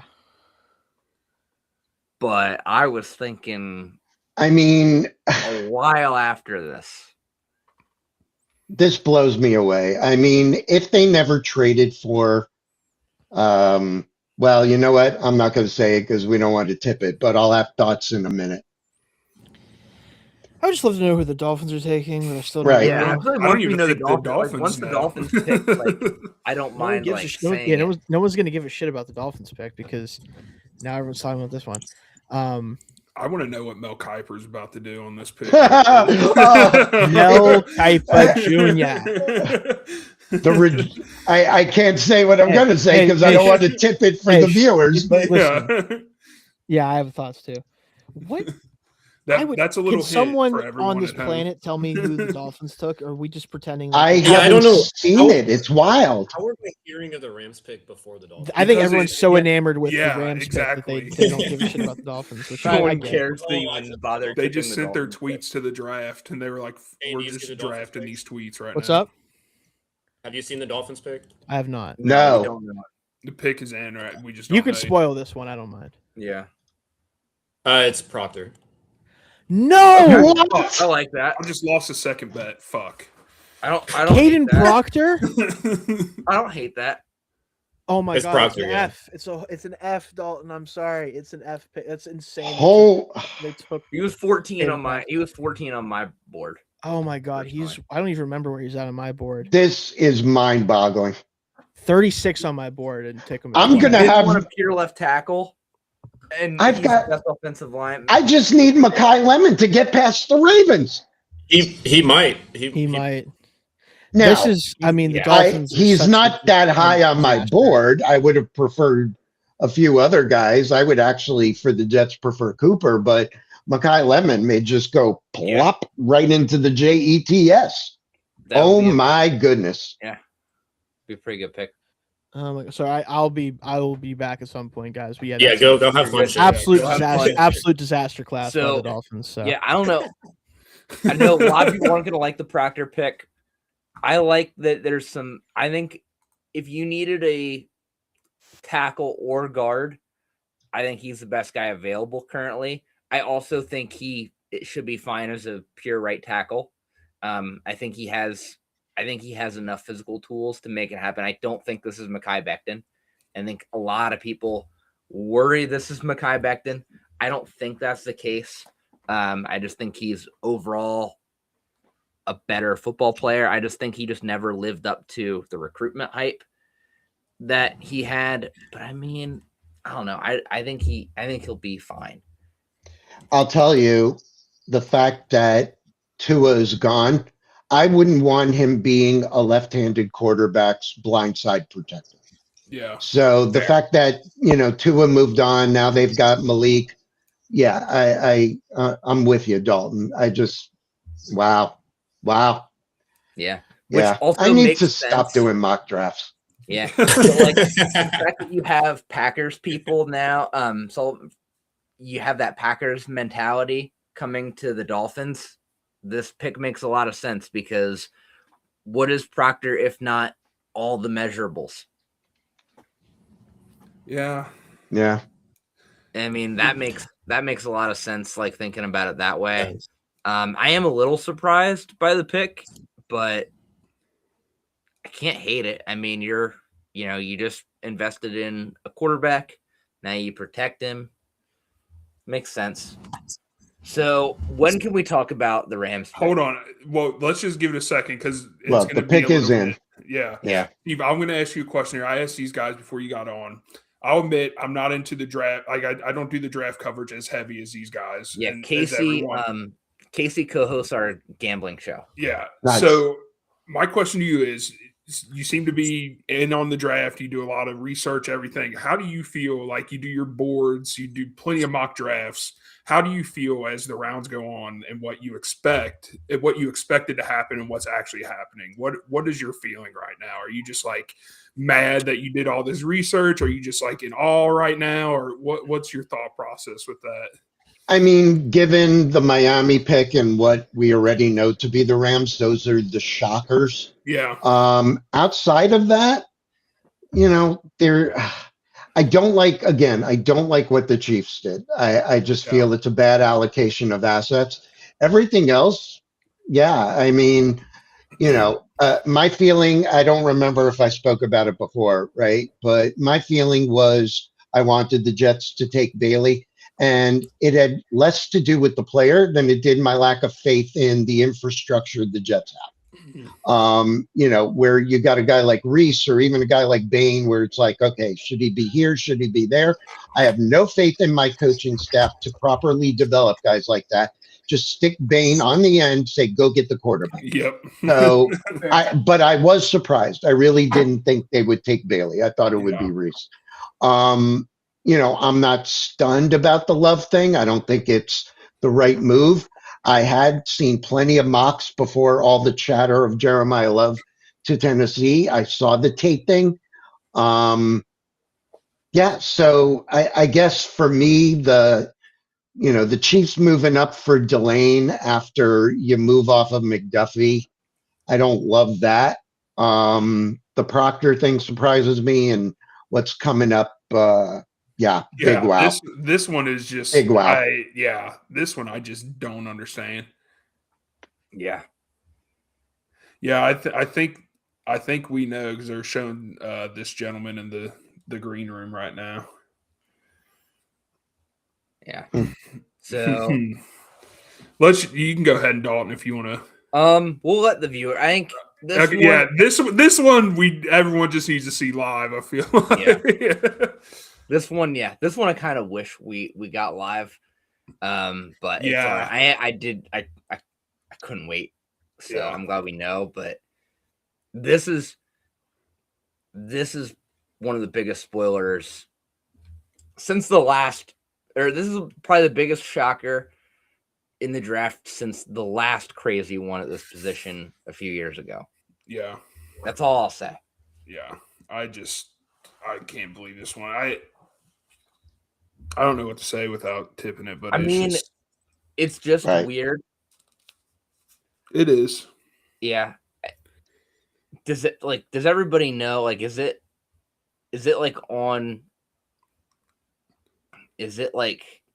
relatively like an open secret at this point? I think, they showed him right before they went to commercial break. They didn't say the pick yet, but they showed this guy in the green room, so they kind of tipped it themselves. Yeah. But, this is just doesn't make sense for this team. I don't understand this one. Yeah, all right. So, Ari Merov tweeted it 9 minutes ago, so we're good. Yeah, it's Ty Simpson. Yeah. Okay. Yeah. That's fair. All right. If all right, so is this out like that, this has got to be the biggest shock since Michael Penix, right? Yeah. Yes. Absolutely. And I mean, for the Rams, especially for a team that has their MO since trading for Matt Stafford, their MO has been, our window is right now. We're going to try to be as competitive as possible. And all of a sudden, when it does seem like now more than ever, this might be the end. We're closer to the end than ever before. And now they make this big swing for the future on Ty Simpson. I was about to say, what future do you have with this guy? I mean, here's my biggest issue with Simpson is that I do think there's a fair amount of potential there. It's very similar. My comp for him is JJ McCarthy. And my issue is that one, he's not ready to play right now, but two, the thing he needs is reps. And the issue is he's going to sit behind Stafford for a couple of years, and then I don't think he's going to be ready because, the things he needs, his biggest issue is his decision-making right now, and that's only going to get better through reps. And and health. He needs to be able, the injuries certainly didn't help. I got a DM from a Rams guy, and he hasn't figured out his feeling yet. But what he said was he had a sickening feeling when the chatter came out within the last few days that Garoppolo is probably retiring. And then you heard, that there's probably another extension for Stafford. So look, you get I don't like it at pick 13, but you get the 5th-year option. You got 2 years of Stafford. My feeling, their biggest needs were tackle, corner, and another receiver. Well, they got the corner when they traded for McDuffie. Maybe on their board, they were looking, they saw, okay, Freeling ain't it for us or whatever, we'll figure out something on day 2. And I don't know. This is a little bit less of a head scratcher to me than Michael Penix, but wow. I wish they kept the camera on the Rams fans when they announce this. Please do. Please do. I'm ready to hear the boos. There we go. Yeah. Man, Roger Goodell looking all like sleek and modern tonight, huh? Oh my gosh, the boo birds are loud. Are loud. Yeah. Oh wow. This is not the first true Sonner. Come on. That's what they're saying on the broadcast. I guess it is. It could be. The boo birds are out. This is wild. All right. That probably, you know what, though? That probably just all these teams that were probably looking at him for the second, third round are probably just like, fuck, what do we do now? Yeah. Is this going to start a run on quarterbacks that we do not want to see? Just wait till we get Carson Beck 32nd overall. Dalton's going to end up being right about 3 QBs. So I'm not sure if I can get it to show up on the – it's not coming up on the screen, is it? No, what are you trying to do? The draft board. I'm trying to share the draft. I'm trying to share a big board. Nah. Do you have the screen share option on your end? Yeah, I have screen share. And I hit it, but it's not letting me actually share it. Oh, there we No. Yeah, it's not letting me share it. That's weird. Is it coming up now? No? No. All right, I'm coming on for a second before right. I have to go jump back and work on Dolphin stuff. Do you have an issue, Dalton, before I talk I about was trying to share the board. Oh, it's because it's already set up to share. I just have to drop it up.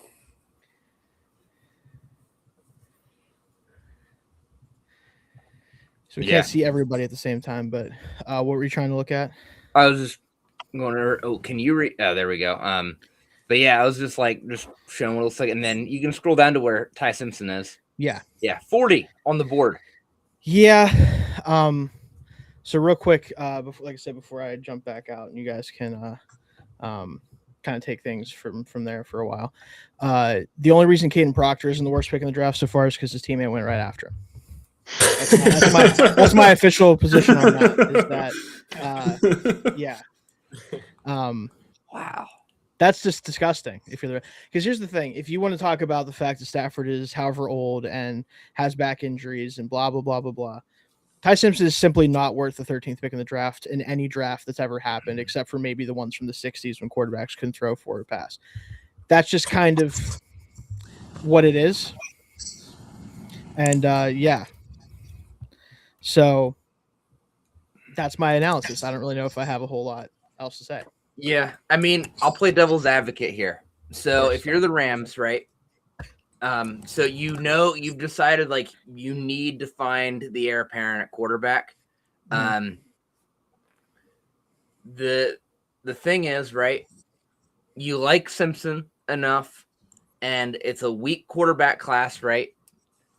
You might never be at 13 again because ideally you're not usually picking this high. And you think next year you won't be anywhere near a quarterback that you'll like. Simpson's there at 13. You don't necessarily have a super pressing need that you have to fill right now. It becomes, I guess, why not for the Rams if you like Simpson a lot, if you've really done your homework on him and you like it. I get it. You kind of have to. Because they're probably never going to be in this position to take a quarterback again as long as Stafford is their quarterback. Because 13 wasn't their pick, right? No, 13 was the pick they got from the Falcons. Yeah. Right. Yeah. But what I'll say, Dalton, and again, this is coming from someone who thinks Ty Simpson's a middle of day 2 quarterback. Fair. There's probably 7 quarterbacks next year that would be better than him that you could draft at 32 or 30 or 29 or wherever you're picking, and they'd be far superior to him as a prospect. Maybe. We don't know yet. We don't know that. We don't know that. But I'm just saying that I have a hard time thinking that there won't be a quarterback draftable late in first round next year. Well, that I would not have a higher grade on than Simpson. Let's pick a name. Let's just go with Lenoris Sellers, right? Yeah. Mm-hmm. Let's say he doesn't have an A+ year. He has a mediocre year. Yeah. Right. And, he becomes the consensus's round 2. Not for nothing. Okay. Chances are the Rams are going to be picking way down in round 2. I would prefer that with that ceiling. Yeah. And you add the mobility thing than Ty Simpson. But that's kind of my point. Is I feel like there's too many guys that profile as at least guys who have the upside to be a like top 15-ish starter in the NFL draft next year to me, just from what I saw from them last year, even. No surprise here. Yeah. Like Simpson just simply wouldn't be a pick for me until the 40s at the earliest. And that's if I like don't have anyone at quarterback and I want to take a shot on a guy that showed some flashes early in his season. All right. So obviously the Ravens pick is in, no surprise. Ioane, yeah, that one dude, hurts my soul, but yeah. So right. Buccaneers, is this Bane? I hope so, because I keep forgetting Bane's on the board. I mean, my God. I got to think it's Bane or Sadiq, but then again, how does he not think Bane? Because I'm telling you something, the Jets are the Jets are up next. Again, I'm not against this. Let's say, who do you want? Only like Bane as a 4-3 D end. Is that a concern? Primarily, and I think Bay runs 3-4. I don't know though. I'd still do it. Yeah. Well, and that's my issue. With a lot of the way that the league works, in my feeling is if you're a coach and you've got an A+ player on the board right in front of you, tailor your fucking scheme to the player, right? Yep, don't just tell him, Steve. Just don't do this round peg square hole thing. No, a good coach will say, this guy's a rock star. I'm going to tweak this, and this. Obviously not disrupting the other 10 guys I have on my starting defense or offense or what have you. But, find a way to make a rock star work. This is another way that bad teams stay bad. Yep. I'm going to take this guy and, he'll never figure out what a 4-3 is, but I'm going to put him in a 4-3 defense and blah, blah, blah. What are we doing? I don't know. I'm sorry. I get a little emotional. I get a little emotional. Jake and I are both Raiders fans.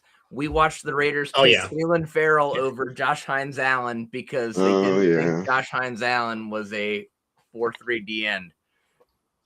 How'd that work out?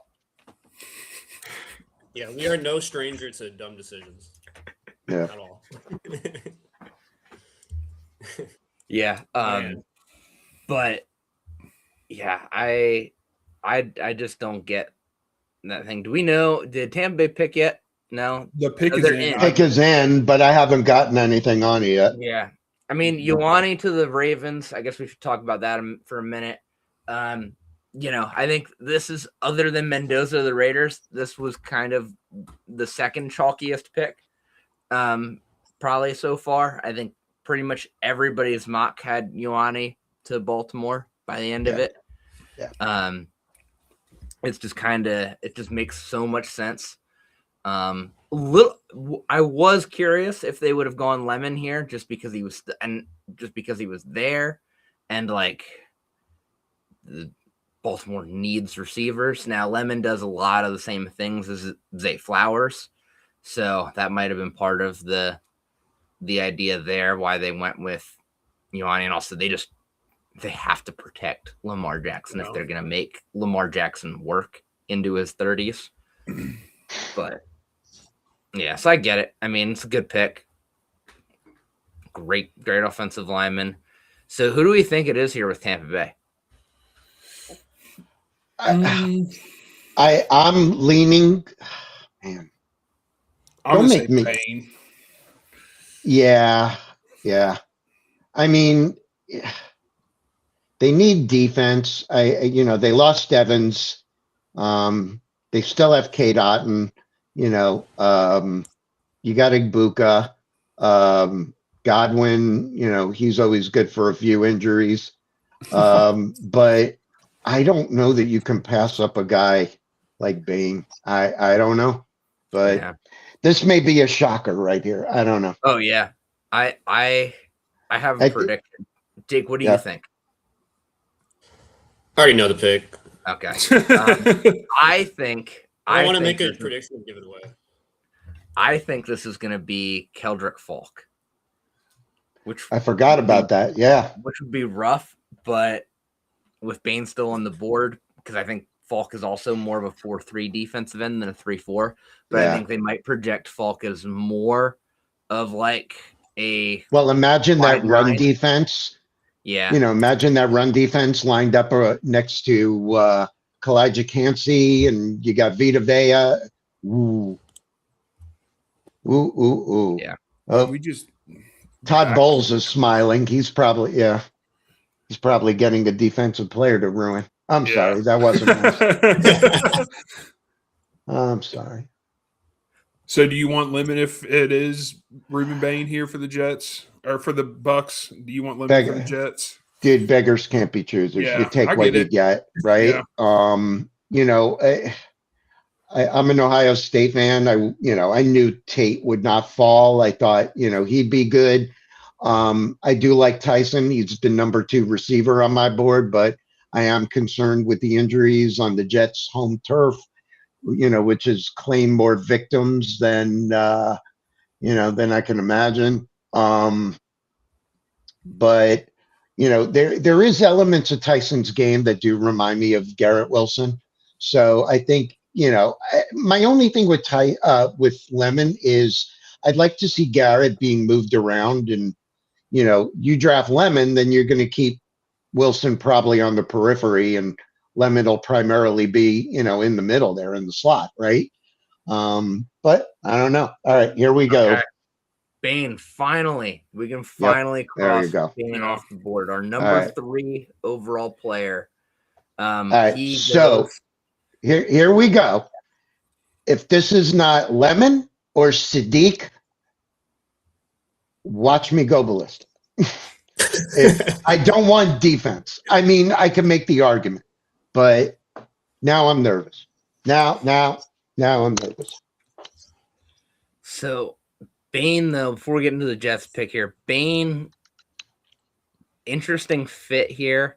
I guess he probably does a lot of the things that, imagine the thing is they just brought in, does he probably replace Yaya Diaby? I would imagine. Yeah. That's probably the thing that makes the most sense in their lineup. But that'll be an interesting pick. I mean, 3rd on our board, goes 15 overall. Finally got picked. I think arm length is just wildly overrated when the tape checks out the way it does. But we'll see. I think the Bucks probably got the biggest steal of the draft. But the Jets will be interesting here. Pick is in. Yep. Who do we think? Lemon? I think Lemon. I know the pick, just so you guys. Yeah, don't. I don't want to know. I don't want to know. Say, Steve, I know as well. I at least think you're. I'm not looking. Be upset. You're not going to be upset. I don't think so.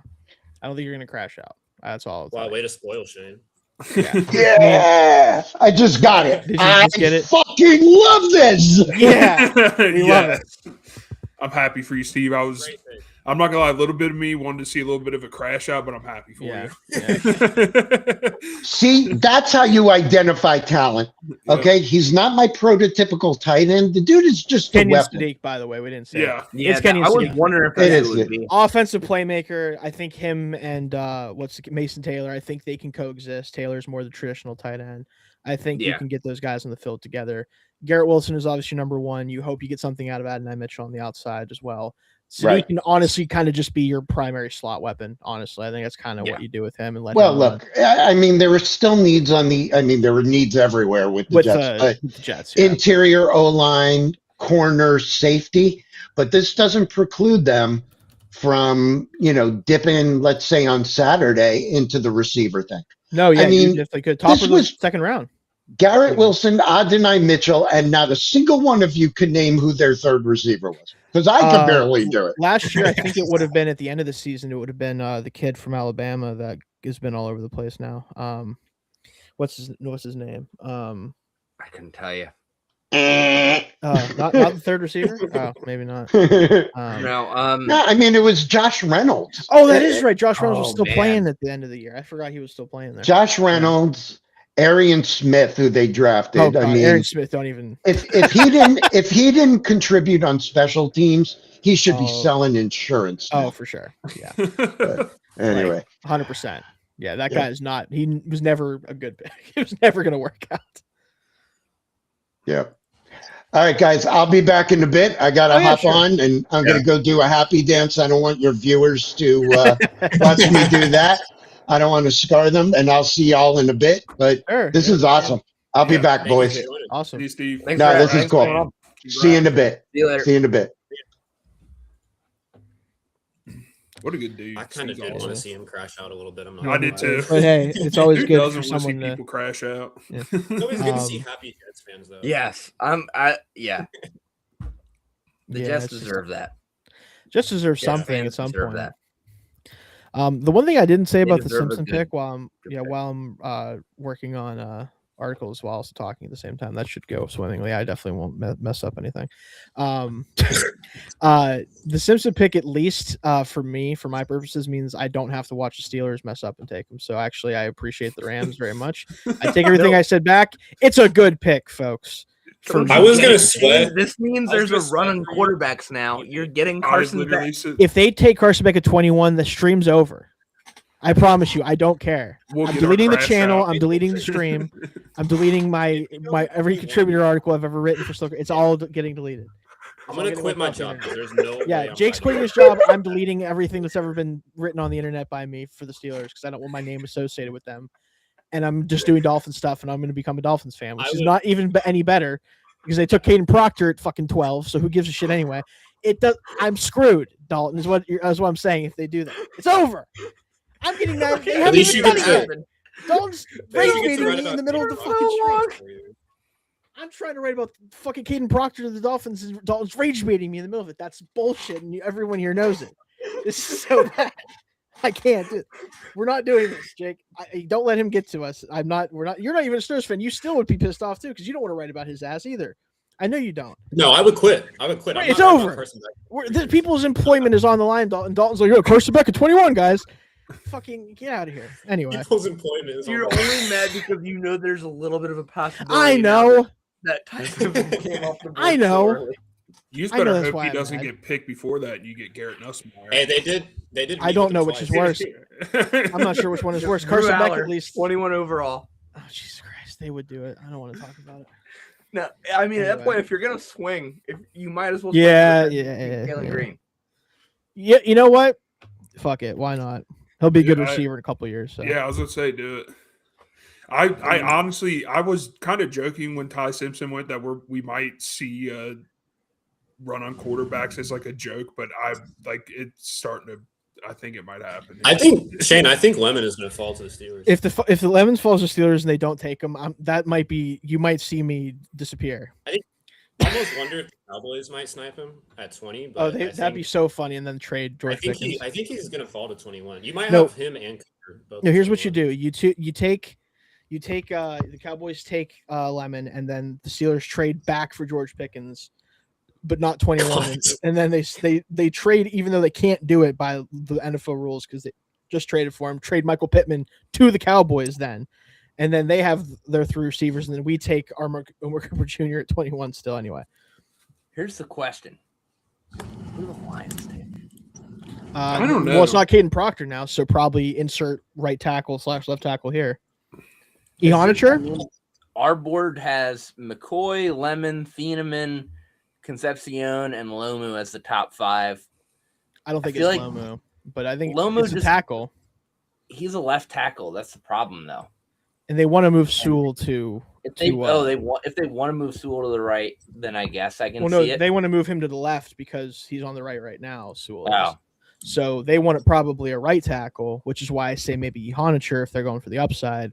Or I know Blake Miller's people like Blake Miller a ton. I could see either Blake of those. Miller going. here would blow my mind. I just can't get. I mean, I wouldn't be that surprised. I don't know if I love Holding it. calls for days. That's the problem. But yeah. I don't know.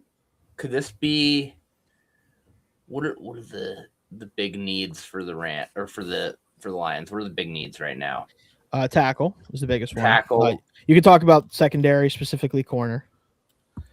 Yeah, that's why I don't think another corner comes off the board. Though. You don't think it's McCoy here? Again, it just comes down to. I mean, look at the injury issues this team has had. Are they going to take a corner at 17 that has not played football in potentially almost 2 years, depending on how long it takes them to figure out whatever's wrong with them now? That's my only reservation. Otherwise, absolutely, you take him here. Like I have no problem with it. He's my 7th player in the draft, but the injury thing clouds everything until we kind of know more about that. I could see him going. The earliest I could see him going is Dallas at 20 because the injury that he has is apparently the biggest specialist for that is the Cowboys team doctor. So like he might be the one to say, hey, we'll take him. Like take him. I know what to do with him or whatever. Like PFF tipped the next 2 picks. The next 2 picks? Yeah, Lions and Vikings are in. They did the thing I mentioned, and then that. Right? The Lions. Yeah, they did take who I thought they might take then. One of the guys. So but then the Vikings pick is it not I don't want to know who it is, so it's not Thieneman then. No, it's not Thieneman, and it's quite it's almost the opposite of Thieneman. Not quite the opposite, but almost. Not quite like the I don't know if I want to ask any more. I don't know if I want to ask any more questions. Same side of the ball. Same side, so it is same side of the ball, but so interior. Is that? That's all I'm not saying anything else. Okay, I'm saying nothing. Dalton's giving everything but the name. That's fine. Also, just a quick break. Betting show, just real quick. The Knicks lost by 1. Nice. Fucking Knicks. Oh, that actually, I think I had the Knicks money line, so that sucks. Yeah, I did too. That stinks. They were down like 17 points and came all the way back. And so that's I didn't even know. That's really funny that they. Yeah, you're good. Yeah. Man, what is? So this pick, I know, like I said, but we'll talk about it when we get there. Yeah. So I'm trying to work at the same time, which is very fun. But are you typing stuff? Yeah, and also editing. The Vikings pick is pretty interesting. That's what Dalton told us, and I don't want to know what it is yet, but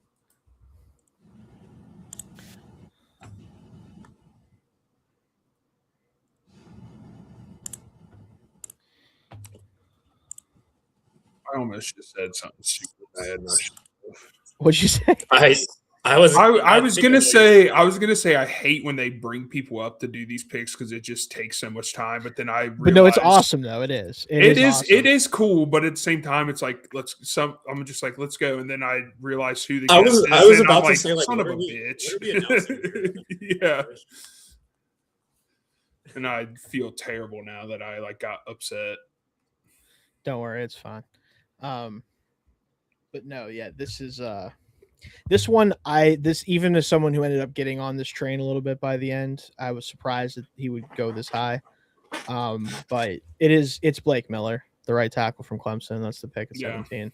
I mean, he's a guy that has 52 starts, I think 54 starts in college, ready to go right away for a team that wants to win a Super Bowl, thinks they can win a Super Bowl.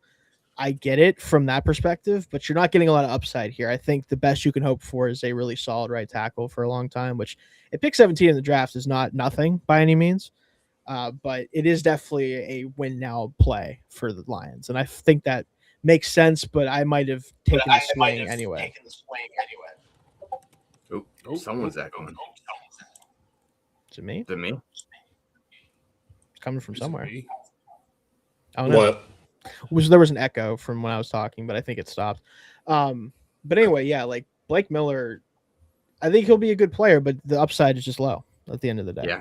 39 on our board on our Yeah, consensus. and a lot of that's from me because I think I Yeah. had him in like 27 or something like that. Yeah. That's why I used Jake to make the consent. Like I used Jake's 27, board yeah. as the consensus board because He's in the middle of happy everything. medium of me and Shane. Jake for the really most part. is. I'm just the average scout. He is the really the filling of the draft Yeah. degenerate sandwich. He's the glue guy. He really because he's always like Dalton and I are like sometimes at odds, sometimes we're right on the same page, and Jake's always like, I like that guy or I don't like that guy, and we're like, oh, we love this guy. Jake's like, It's really funny how it works out that way all the time. Because otherwise, it would just be me and Shane being like, "This is my RB3. Oh, this is my RB13." Yeah, and yeah. Okay, I want to watch the Vikings pick, but then I'm gonna have to like probably stop. Yeah, have fun with this one. Oh, I see it on the ESPN app. Okay, let me see here. Hmm. I don't know about that reaction. Come on. Tell me, Roger. Give it to me, Roger. Oh, don't actually. Wait, pause. Pause, bro. Pause. Caleb Banks at 18. Okay, never mind. Jamar McCoy could go anywhere if Caleb Banks is at 18. What the fuck? The Panthers picked and the Eagles just went to 20. Caleb Banks at 18, Jake. The man has 1 foot. The Panthers picked and the Eagles are at 20 now. The Eagles are at 20. Yeah, the Eagles traded up. Are they going to take Mekhi Lemon ahead of the Pittsburgh just to fuck with us? Yes. He's going to get sniped. Oh, yeah. Oh, my God. Are you okay? I'm sorry. Yeah, just almost shot beer out my nose. We got an O-line run. Oh, my God. Oh, man. He only has 1 foot. Currently, at this moment in time, yes, he has 1 foot.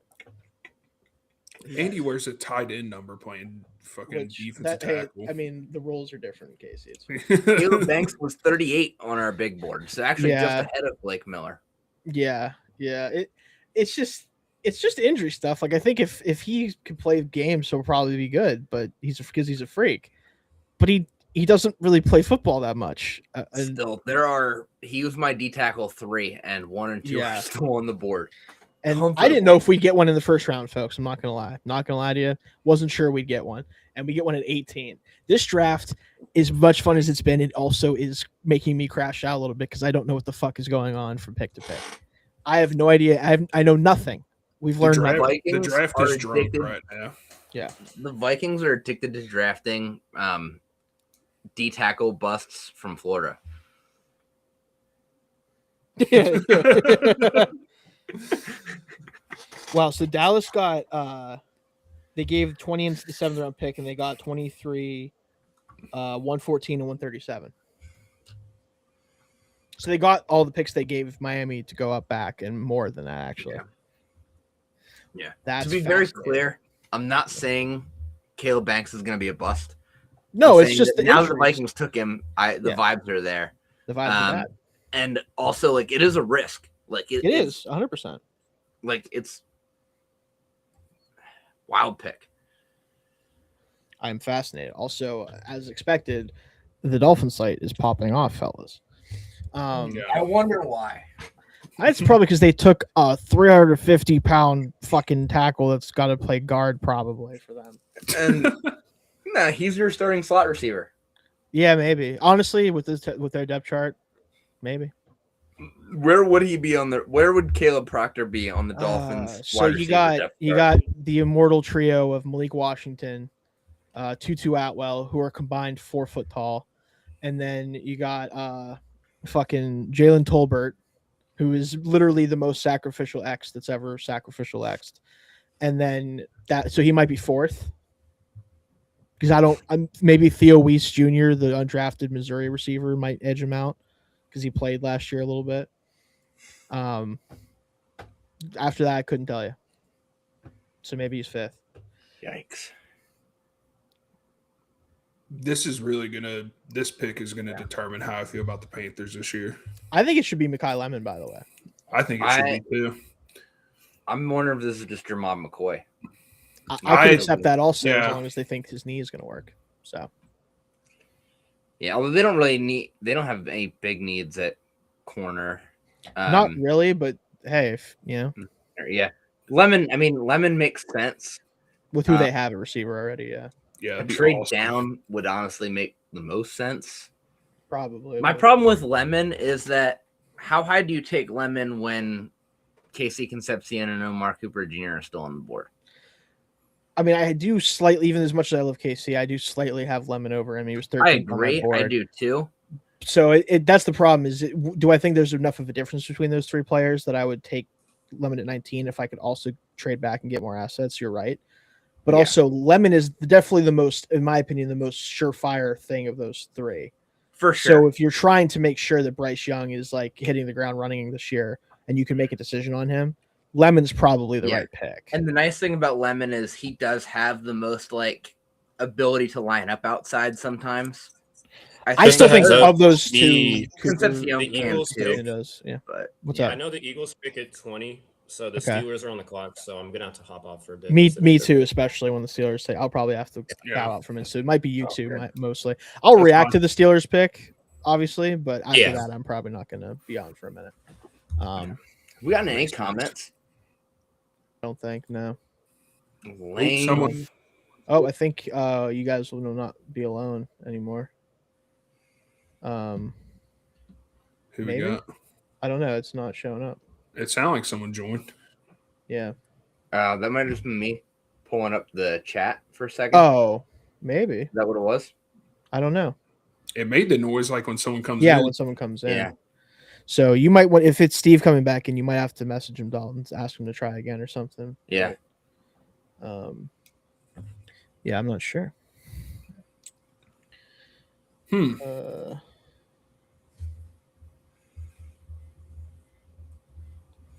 Let me.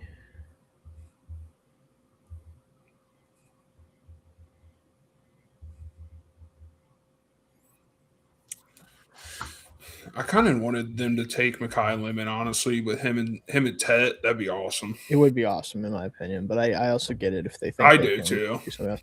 I don't know who the pick is yet. Oh, it was Freeling. Yeah. Oh, sorry. I thought you saw it. I didn't see it. Okay, the left tackle spot is a question mark long term because of the injury to Kwanu, and they brought in Rasheed Walker just to basically have someone there for this year. So I get that, but that's still tough. Yeah. I don't know about that. I just messaged him to see if it was him. Okay. So Monroe Freeling. Yeah, we were talking about that. Again, the upside here is massive. I think he has a lot of question marks day one, but maybe he doesn't have to play day one because they brought in Rasheed Walker. So this is a future play, and probably means Kwanu is not going to come back healthy, at least for the Panthers, which is upsetting for him. But is he out for this year? I think he has a torn patellar, which I know is gotcha. Like a death sentence a lot of the time for tackles. But Josh Simmons did come back from it, I think, last year, so maybe it'll work out. Who's the Eagles pick? But this is not surprising to me with what's going to be happening on June. Steelers got sniped. They got sniped. Yeah, they got sniped. Ah, man. Shit. The city of Philly has been killing the city of Pittsburgh for the last week. It's unfortunate. You're right. It's unfortunate. You guys are on the clock, Shane. Yeah. Yeah. Could they take McCoy? They shouldn't. I think it's going to be. They need other stuff, but I wouldn't be surprised if they take Thieneman. I think so. The guys who are left who fit what they would want, like who fit like what they normally do from a process standpoint. The only player left that I think is feasible here, unless they're going to go away from their process of going to pro days and 30 visits and all that stuff. The only player that fits this is Denzel Boston. But I don't think they're going to take him because they already have Denzel Boston on the roster.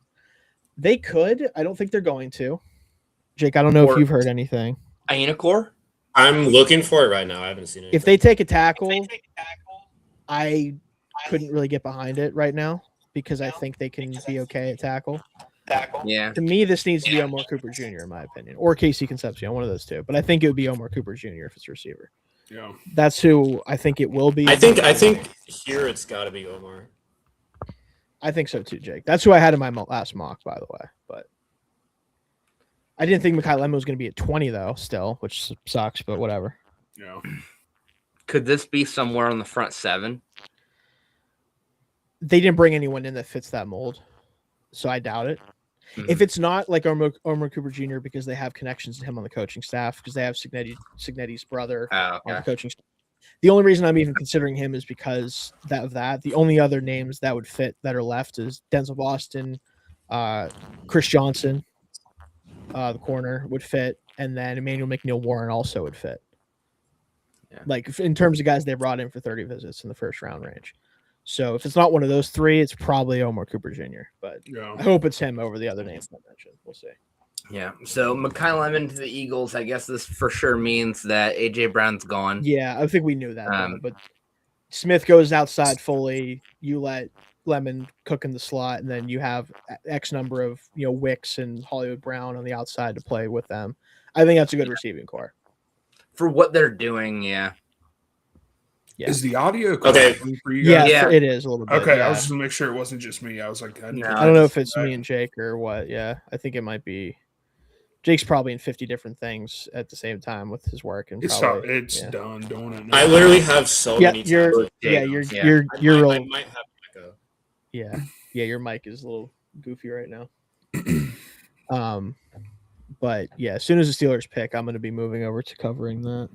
They're taking their damn time. Oh, pick is in. Okay.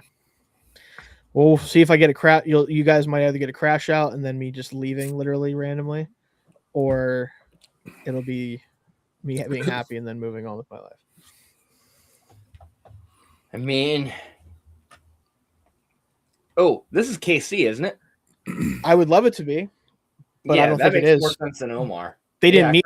Yeah, the thing is, they didn't meet with KC, so normally I would have to strike him out. They will not draft a player they don't meet with usually. But Omar Cooper, the only reason I'm even considering Omar is because of the connections on the coaching staff. But how is the Steelers pick the only one that's not getting leaked early? I don't understand this. I don't know, Jake, because it's us. I don't know. I mean, that also makes me think it's KC because maybe they just have been really secretive about it.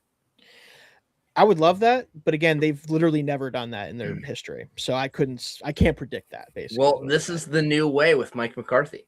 Yeah, but Omar Khan's been there since 2003. He's the one doing that. I don't think it matters. I don't know. McCarthy. I hope that they go away from what they've done because all the players left that would fit the category aren't players I want at 21. So I hope you're right. I just can't predict it. Oh, they're showing Myron Cope. Hell yeah, Myron Cope. God. Yeah, I gotta try to enjoy this one for a second, and then. Oh no, no spoilers. I just want a live reaction of Shane. Yeah. Do I talk in my Pittsburgh accent while the Steelers are up? Sorry, Jake. What'd you say? Jake, don't say anything, Jake. I want a live reaction of Shane. Okay. The boys on the jumbotron. What'd you say, Dalton? Sorry. I said, should I talk in my Pittsburgh accent while we're on this? If you can. Come on, Yinzer. Don't spoil the pick. Okay, do you guys want to know who it is, or do you want me to wait? No, we're waiting. Don't spoil it right now. I can only do the talk thing. That's pretty much all I can do. Does Pittsburgh do? Are they water too? No. It's a lot of that noise. A lot of stuff. The W's just disappear sometimes. Yeah. Except when the letter O is around. Then it's just AW. Yeah, exactly. The O just kind of, Yeah. I like Renegade. This is kind of. Yeah, I gotta go with Renegade. Oh, I gotta listen to that. That is sick. Oh, that's dope.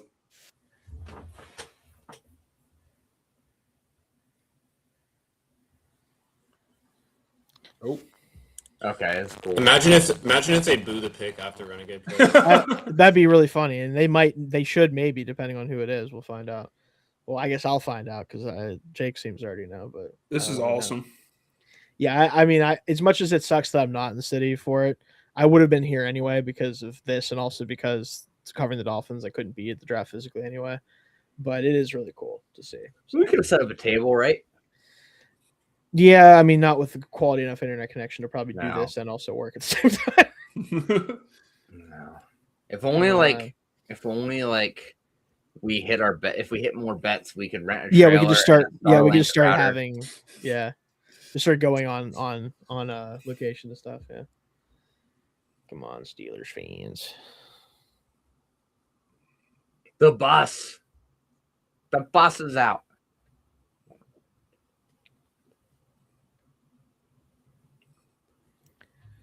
The bus. Let's go.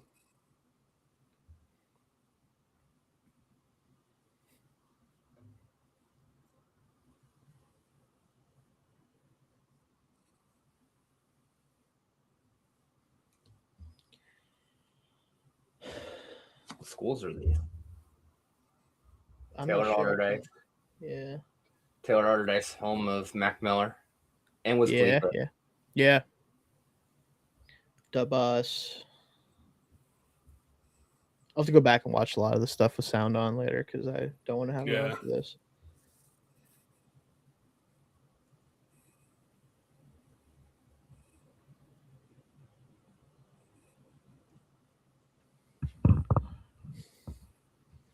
I wrote a piece actually about the presenters that they're going to have because that was pretty cool.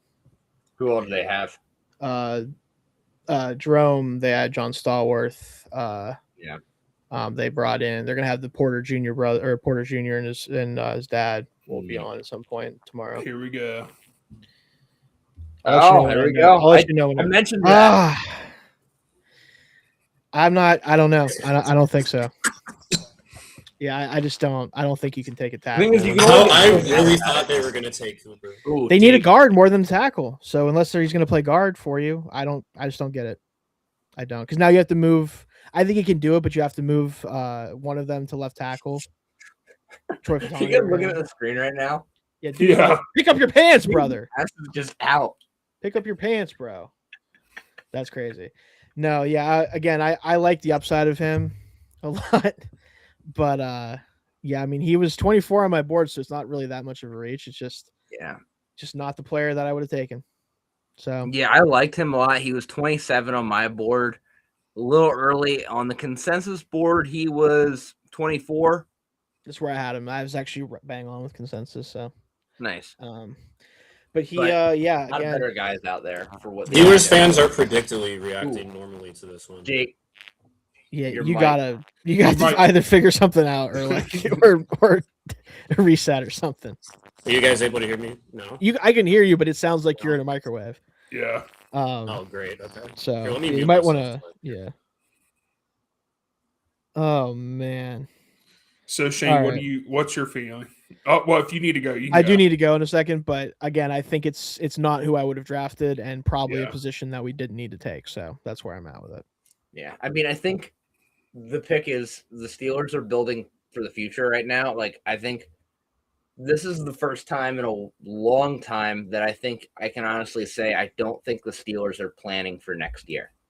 Yeah. Like, I don't think the Steelers are that concerned if they go 6-11 next year. Yeah, I agree. I mean, I think it's evident with this pick. Yeah. What do you think, Jake? Are you able to talk? Is my mic still weird, you guys? Yeah. A little bit. I don't know why it just started happening. I think my computer just is doing too many things right now. But I actually really like him as a prospect. I think he has more potential than most tackles in this class. But as Shane said, I don't know if at 21 if it was the right pick. Yeah. I wonder if they would have took Lemon if he was still there. Yeah. That's my question. But at that point, why wouldn't you take Casey Concepcion? Yeah, I guess that makes sense. Yeah. This also means they're either going to have to move the guy who's new to football to left tackle, or they're going to have to put Fatanu at right or back to left tackle. All right, the Chargers pick is in. All right, so this is the team we mocked on Epic Mock. Yeah. So we took Peter Woods here. I would love that pick. I know Jake and Shane would not. But I could also see, looking at our board, looking at our consensus board, I mean, there's still a lot of guys. Like Peter Woods would be the best defensive lineman left. Yeah. then TJ Parker, then Caden McDonald. Keldrick Falk's down there. Yeah. That could also be a pick for them. I could see Harbaugh getting into it, but I think this might be Peter Woods. Oh my gosh! All right, here it is. Oh wow! I didn't see Wow, it yet. so they're all in. Yeah. So Mesidor, we all liked a lot on the show, but because he's going to be 25 this year, I believe. Yeah, he is. Let me double check here his age. They just went with their best fit, Yeah, basically. he is 25 on that. already. He was born April 5th, 2001. Yeah. So that's kind of the issue with him. He was 28 on our DSN consensus board. But I don't hate it. Like at the end of the day, like if you feel like he's the best pass rusher available, you kind of got to do it because Khalil Mack's not getting any younger. He's also going to do a lot of similar type things to Mack.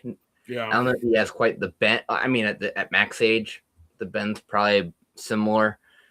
I don't hate it. Yeah, I don't know. What do you think, Casey? I mean, I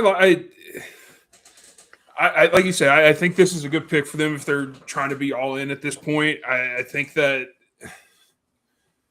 I mean, edge rushers are a dime a dozen. I feel like in this draft, I feel like there's a ton of them. I think we might see another one go in this next pick, honestly, with the Cowboys. But I don't know. It's to me, I'm not sure if this feels as much like a Harbaugh pick. It does not. That's my issue. Well, do you think he's in there even making the decision? Yeah. You think so? Oh yeah, I think you don't. Jim Harbaugh's a coach where I don't think he leaves Michigan if he's not having true. pretty much almost full roster control. Yeah, and I don't think you can go wrong. I mean, in Miami, they had a hell of a defense this year. I mean, it's not like you're just getting some nobody or a guy that you don't know what you're going to be getting. So I don't hate the pick.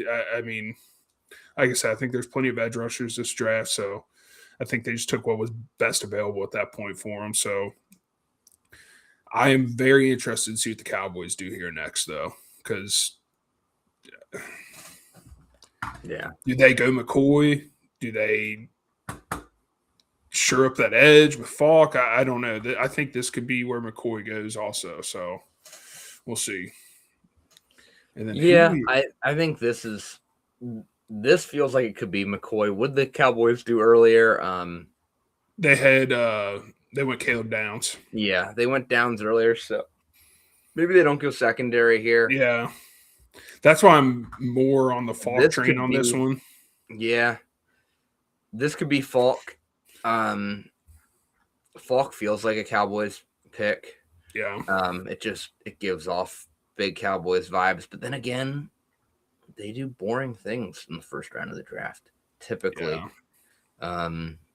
Like they usually go high floor. I feel like typically, like even the CeeDee Lamb pick, like of all the receivers in that class, he had a really high floor. But yeah, I mean, looking at what they have right now,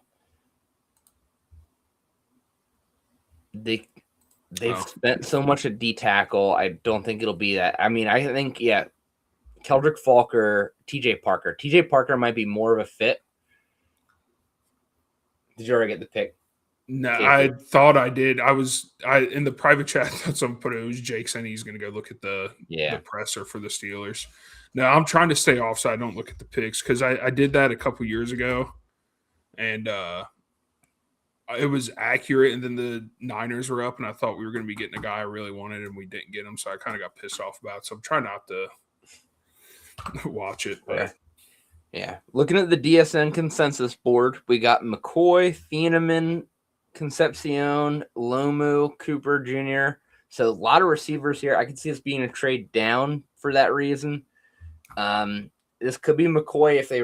I mean, their secondary was so bad. It could be McCoy. I mean, I like Arvell. Not Arvell Reese. Downs. What's his name? The guy they drafted last year. From ECU. Fuck. What is? I have it. I have it up here. Savon Ravel. Yeah, Savon Ravel. Hey, yeah.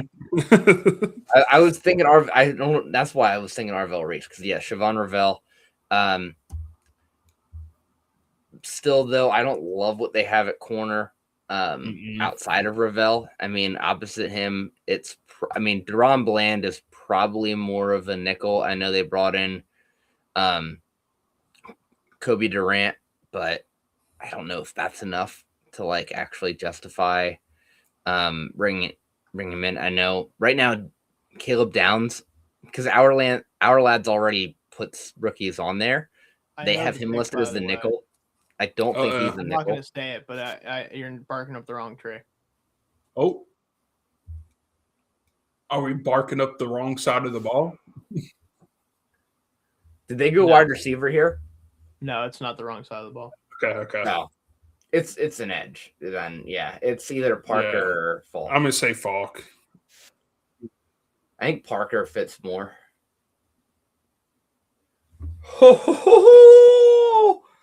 It happened. I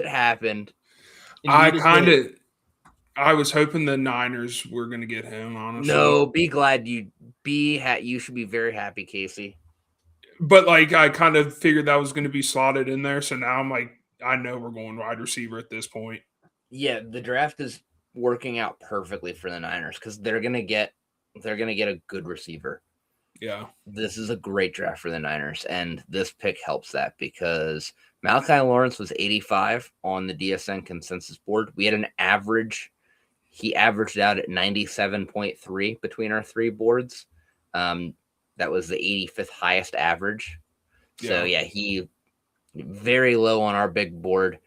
I'll go through my notes briefly on Malachi Lawrence because I feel like it's very important because this pick just makes no sense. And this is a pick this is a guy that the league seemed very high on that nobody I knew like watching tape was like this excited about. I feel like,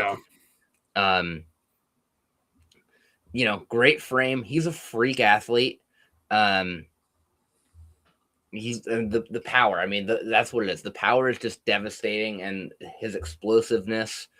I mean, you love that. He plays like his hair's on fire all the time. The problem is he's a fifth-year senior, and his pass rush moves like don't exist. Yeah, it's really, really raw, and his instincts against the run aren't good. He doesn't really know how to read and react to the run. It's just. Shane talked about this the other day. He's probably a DPY at least, or DPR, I mean, for the foreseeable future. Like third down designated pass rusher, you have him blow things up on third down. But if you're taking him in the first round, he needs to play a lot more than third down. Yep. He should be playing at least 75% of your snaps if he's playing on if he's getting picked in the first round, and I just don't see it. Is there like some sort of like upside to him that they're like banking on that you see, or like? I mean, he's a physical freak. Yeah, I mean, but like real quick, guys, because I'm still focusing on other stuff. The next pick, I know what it is, and it crushes my soul. Oh, I think the Browns are going to go wide receiver here, in my opinion. If it's crushing Shane's soul, I think it's Carson Beck. Oh shit. No, that would help me so much because I was about to say this is bad for me. Oh, okay. Saying. Yeah. Oh, so they got KC. Yeah. He didn't say anything. But yeah, I don't know. Like the Malachi Lawrence thing, what it is that everyone's seeing is just the fact that like even in college, like, it was very clear that he could throw around most NFL offensive tackles. Yeah. Like, this amount of power, I haven't seen the last time I think I've seen this much power might be Derek Brown. And this is also much more explosive than that. Like, much quicker, like, much faster off the snap. And Brown was even, like, somewhat explosive coming out. This is a freak when it comes to, like, he does one thing really, really well, and it is launch through an opposing offensive tackle's face right off the snap. So I get it, but how much is it gonna really translate to the next level? I just don't know. And yeah, I had a 4th round grade on him because there's a lot of guys that are, you know, not that far off from him power wise. You know, like when you're talking NFL speed to power, like, yeah, even if you're in like the top percentile of that for NFL guys, like the next few guys aren't that far off. Like, you can only be such a powerful person. And if you don't actually know how to play football, it doesn't matter in the NFL. You can be the freakiest athlete on the planet. And I just don't know if he actually knows how to, like, do any of the nuances to playing on an NFL front seven. So we'll see. I hope I'm wrong. If I'm wrong, he's going to be a freak and it's going to be a great pick. But if I'm right, the Cowboys have really messed up this whole moving on from this whole letting Micah Parsons go and trying to move on from him thing. They have really goobered it up. Oh, shit, yeah. I'm curious as to what wide receiver we're about to see go here. I think this is. You think it's KC? I think it's KC. Oh, I just saw the pick on the ESPN app. Goodell is at the podium. He's shaking it around a little bit. I have it on mute right now. 24th pick in the 2026 NFL Draft. The Cleveland Browns select KC Concepcion. There we go. Yeah.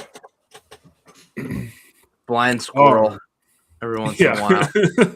Would really love for him to be a Steeler right now, but I don't get my way, so it is what it is. Sorry, Shane. Now you get to watch him twice a year. All right. So does it matter for the Browns, honestly? No, that's the thing. Like, Shane, I know you're bummed out about it, but at least it's not going to matter. Yeah. Because even if Shador can get him the ball, he's going to get hit so much. If it's even Shador, it might be Deshaun Watson playing quarterback. I was just that's the problem, Dalton. Is I wanted him to work out because I had him 15th on my board, and now he's going to be a bust. And it's not going. I'll have no idea if it's because he went to the Browns or if he was bad. Because who knows anymore with that? That's really my biggest problem. I don't think he's going to ultimately probably change the Browns' fortunes. And if he does, I still lose. I can't win here. He's either going to be awesome and I'm going to look smart but suffer, or he's going to look terrible and everyone's going to call me an asshole. So turns out Shador's good, KC Concepcion's very good, and the Browns win 12 games next year. I'm cooked. I know Mel Kiper is just loving this right now. But hey, we were talking about this, Shane. The Steelers are finally doing the thing, though, that you've needed them to do for a long time, and they're actually like planning for the future. They're actually not trying to win right now. I don't agree with that at all. I think that they only took him because they think he can play right away, and they're going to stick him in there, and he's not going to do very well. I don't think they ever do anything with the intent of not winning right now. Like, they drafted him because they look at left tackle, and they're like, well, if we put Troy Fautanu over there and we stick this kid who's a freak at right tackle, we'll be great, and Aaron Rodgers can come back, and we can win a Super Bowl, guys. That's literally the conversation happening in their room right now. I guarantee you that. Like, that's definitely what they're not drafting him thinking, oh, in 2 years, he's going to be so good. And in 2 years, we're going to have this figured out. And we're going to lose games this year, or maybe we will, and we'll figure it out. No, they think they can win because they drafted this kid. I guarantee you that's their thought process. Yeah. Maybe. I don't know. Bears pick is in. Pick is in. I think this is going to be Thieneman. Yeah, They need defense. He needs to come off the board because this is getting Yeah, weird. yeah. I mean, Is there something that we're just missing here? Like, am I missing something here that I should like? Is he? personally, this is the range I had him at. Yeah. He's 21 on my board, so this is not like I don't think it's that far off for him.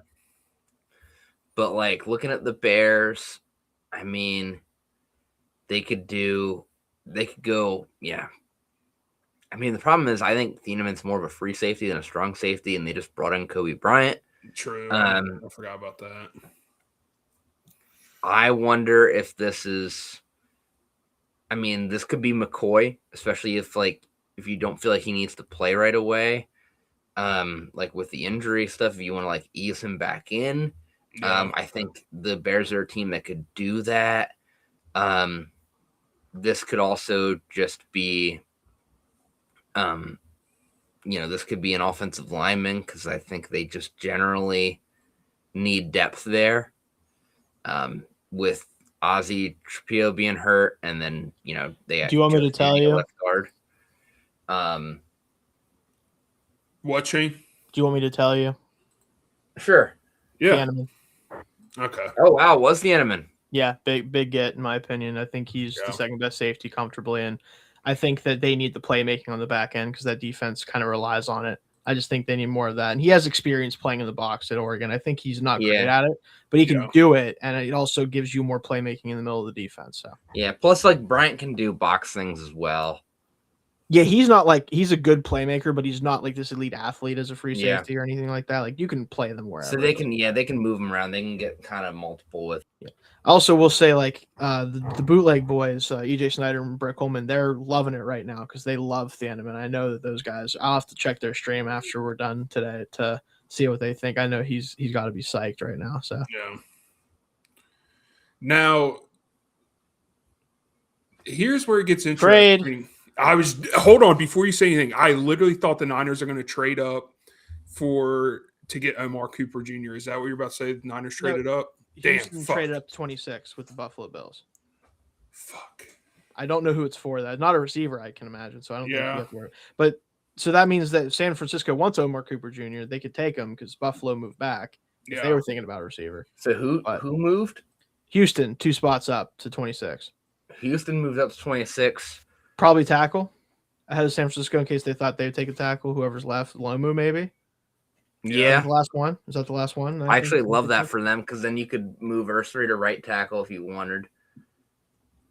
You get more of a pass protector in there too.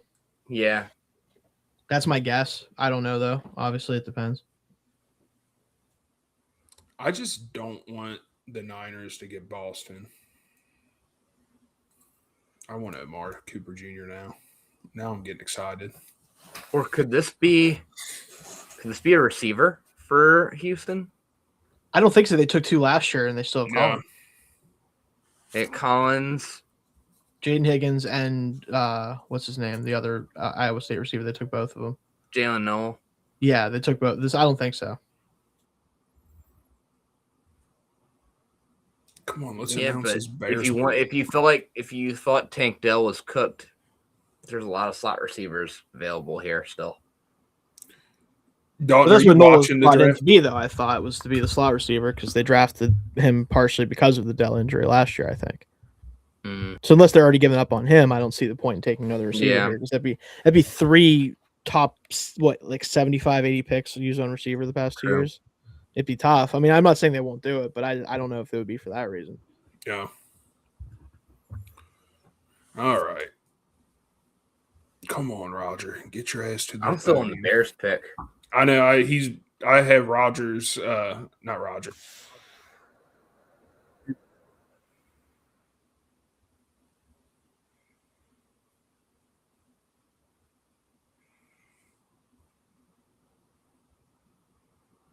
So Thieneman comes off the board. He was our.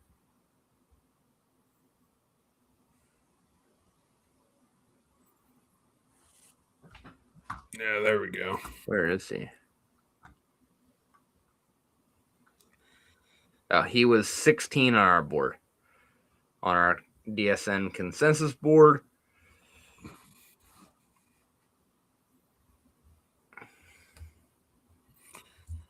right. Do you have access to your guys' board so we can see it? Or you can't put it up. That's all right. No, I can't. If you give me a second, I can get it back. No, you're good, Shane. I wasn't trying to rush you. I didn't know if Dalton had the ability. Okay, Casey, I'll do it. Hold on. Now, Shane, now. I'm just kidding. Hold on.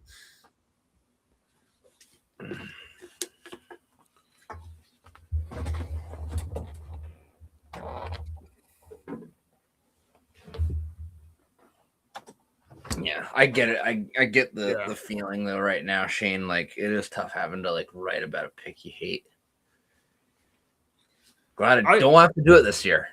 Yeah. I'm actually not even writing about that pick because I'm too busy. Like I'm like 8 articles deep in the Dolphins stuff because I actually have to focus on that because I'm the editor of the site. Yeah. So I'll probably do a lot of I'll start writing Steelers stuff once I'm like clear with the Dolphin stuff after 30, but it'll probably be stuff for the morning, mostly for the Steelers.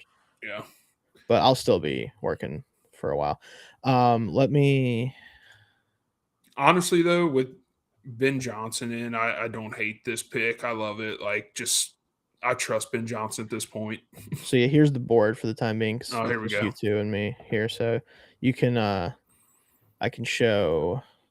So right now, Jamal McCoy and Caleb Moore are the outliers left for sure. I'll just start it here since then we can see a lot of the players available. Yeah, there we go. You're muted, Dalton. NFL Network needs to stop. What are they doing? They just put Dylan Thieneman and Harrison Smith on the screen next to each other. Yeah, stop doing that. They don't play like each other. They're literally not the same. Dolphins just traded up to 27 with San Francisco. Literally, the only thing they have in common is their skin color and the position they play. Did you hear that, Dalton? Did you hear what I said? Yeah, the Dolphins moved up. So I'm uber cooked. You guys, yeah, I'll see you when I see it. Basically, I got you. I'll talk to you. Yeah. What the fuck, Niners? What are we doing here?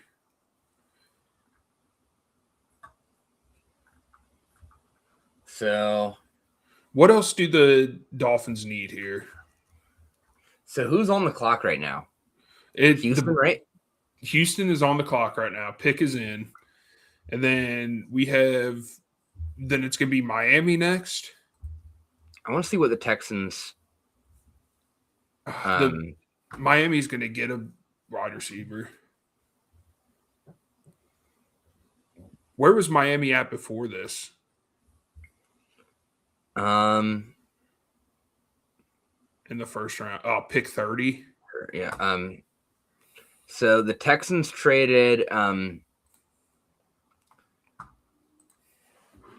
28, 69, and 168 to the Bills for 26 and 91. So they gave up 168 and moved back a little bit in the third round in order to move up from 28 to 26. That feels like a lot to give up. You want to hear the Niners compensation? Pick 30 and pick 90. Yeah, for 27 and 138. So they moved back 48 spots later to move up 3. Yeah. That's not horrible. No. I'd rather do that than what Houston did. Yeah. This has got to be I'm thinking this is Lomo and they're going to move Ariante Arrowstraight to right tackle. Yeah. Also, a reminder with the Dolphins pick, they have like 12 day. It feels like they have 12 day 2 picks, so they don't care. They move down with one of them. It doesn't matter. Thank you, Shane. Yeah, that makes sense. Then, here we go.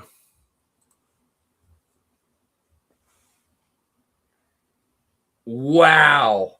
Whoa. Was not expecting that. It wasn't smoke after all, folks.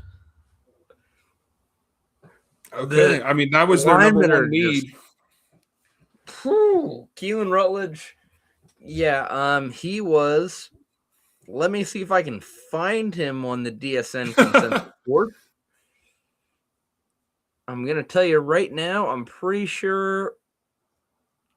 Oh, he was 55, so not the lowest guy on our board tonight to go up to get picked, but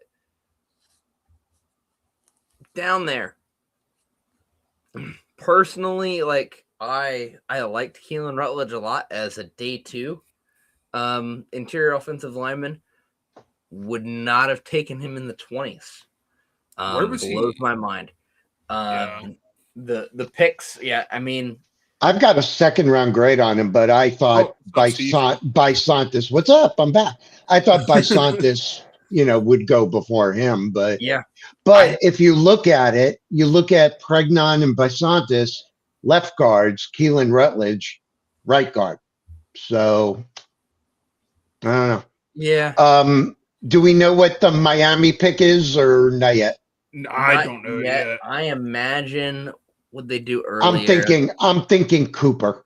Yeah, right? I hate that because I wanted the Niners to pick him up, and I was talking myself out of them picking wide receiver in the first round, and now I'm like pissed that we're not getting him.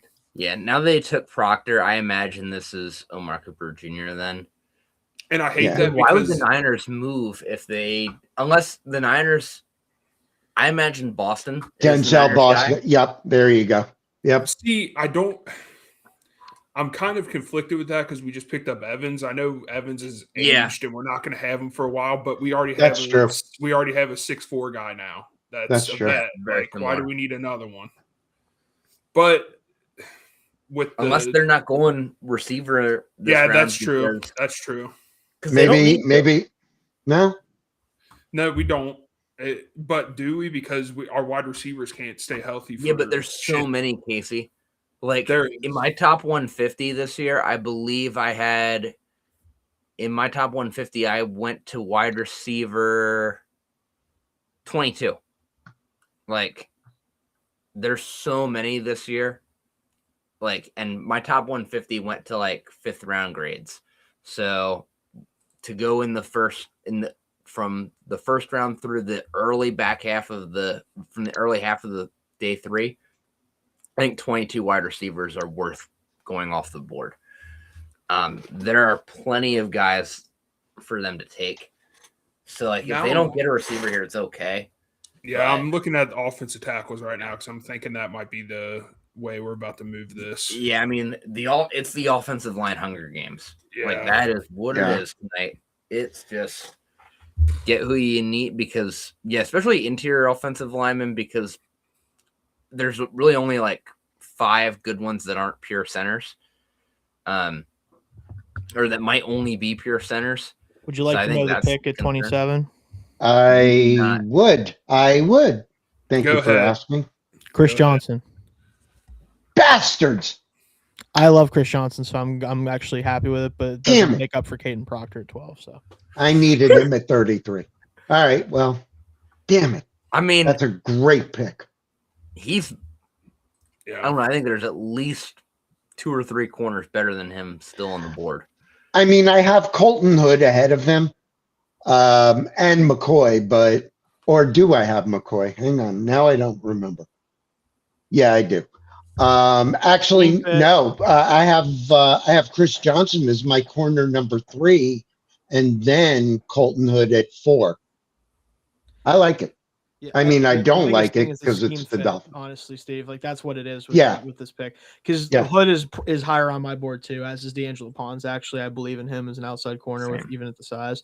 But I think if you're looking at it purely from a scheme perspective, with that off man and zone cover skills from Chris Johnson, exactly what Hafley has done in the past and did with the Packers. Now you could argue he would like to play more man coverage, but he just couldn't do it because of who he had.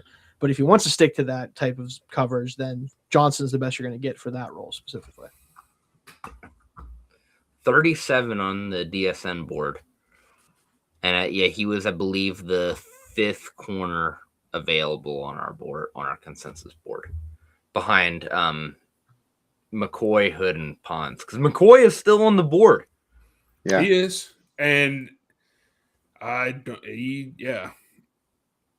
mean, who we got this next? Is kind of where I would start looking at him. Like, I don't know. We've been in the territory where, like, I was still hesitant on him because of the injury, but this is where I'd feel very comfortable taking him, especially if I'm looking at taking someone like Chris Johnson. But I don't know. It's been an interesting draft. I'm curious what the Chiefs will do at 29. I mean, obviously we got Buffalo, but would they consider receiver? I mean, could that be the spot for Keldrick Falk if Buffalo passes? Yeah, I personally think we're about to see wide receiver in these next 2 picks, possibly. Yeah. I could see that. Yeah, I think for Kansas City, this could be offensive line. This could be Lomu for Kansas City. Yeah, because I mean they were rumored about moving up for an offensive lineman before, and I just still don't think.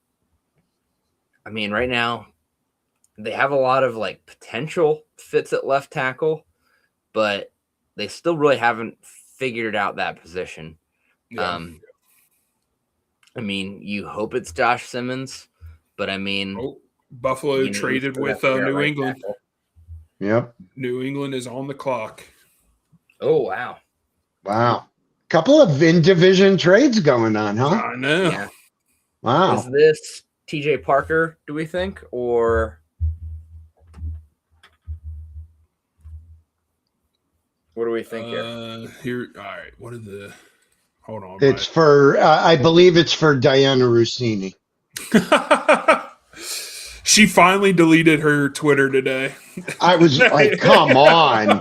How could you keep that going?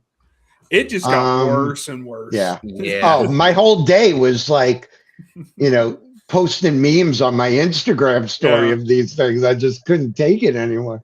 Well, that's what happens when 6 years of like breadcrumbs get suppressed for 6 straight years, and then all of a sudden everyone realizes they can just release it because the cat's out of the bag, and now it's all coming out at once. Rather than it being like a slow trickle over the years. I'm curious what the comp is for this because it's like a 4 and a 6 maybe on the chart. A 31 and a 125 is the compensation for it. Ooh. I like that. I don't know if Buffalo gave anything else, but okay. Yeah, I want to wait and hear because that's interesting. 125, so 21. They took Lomu.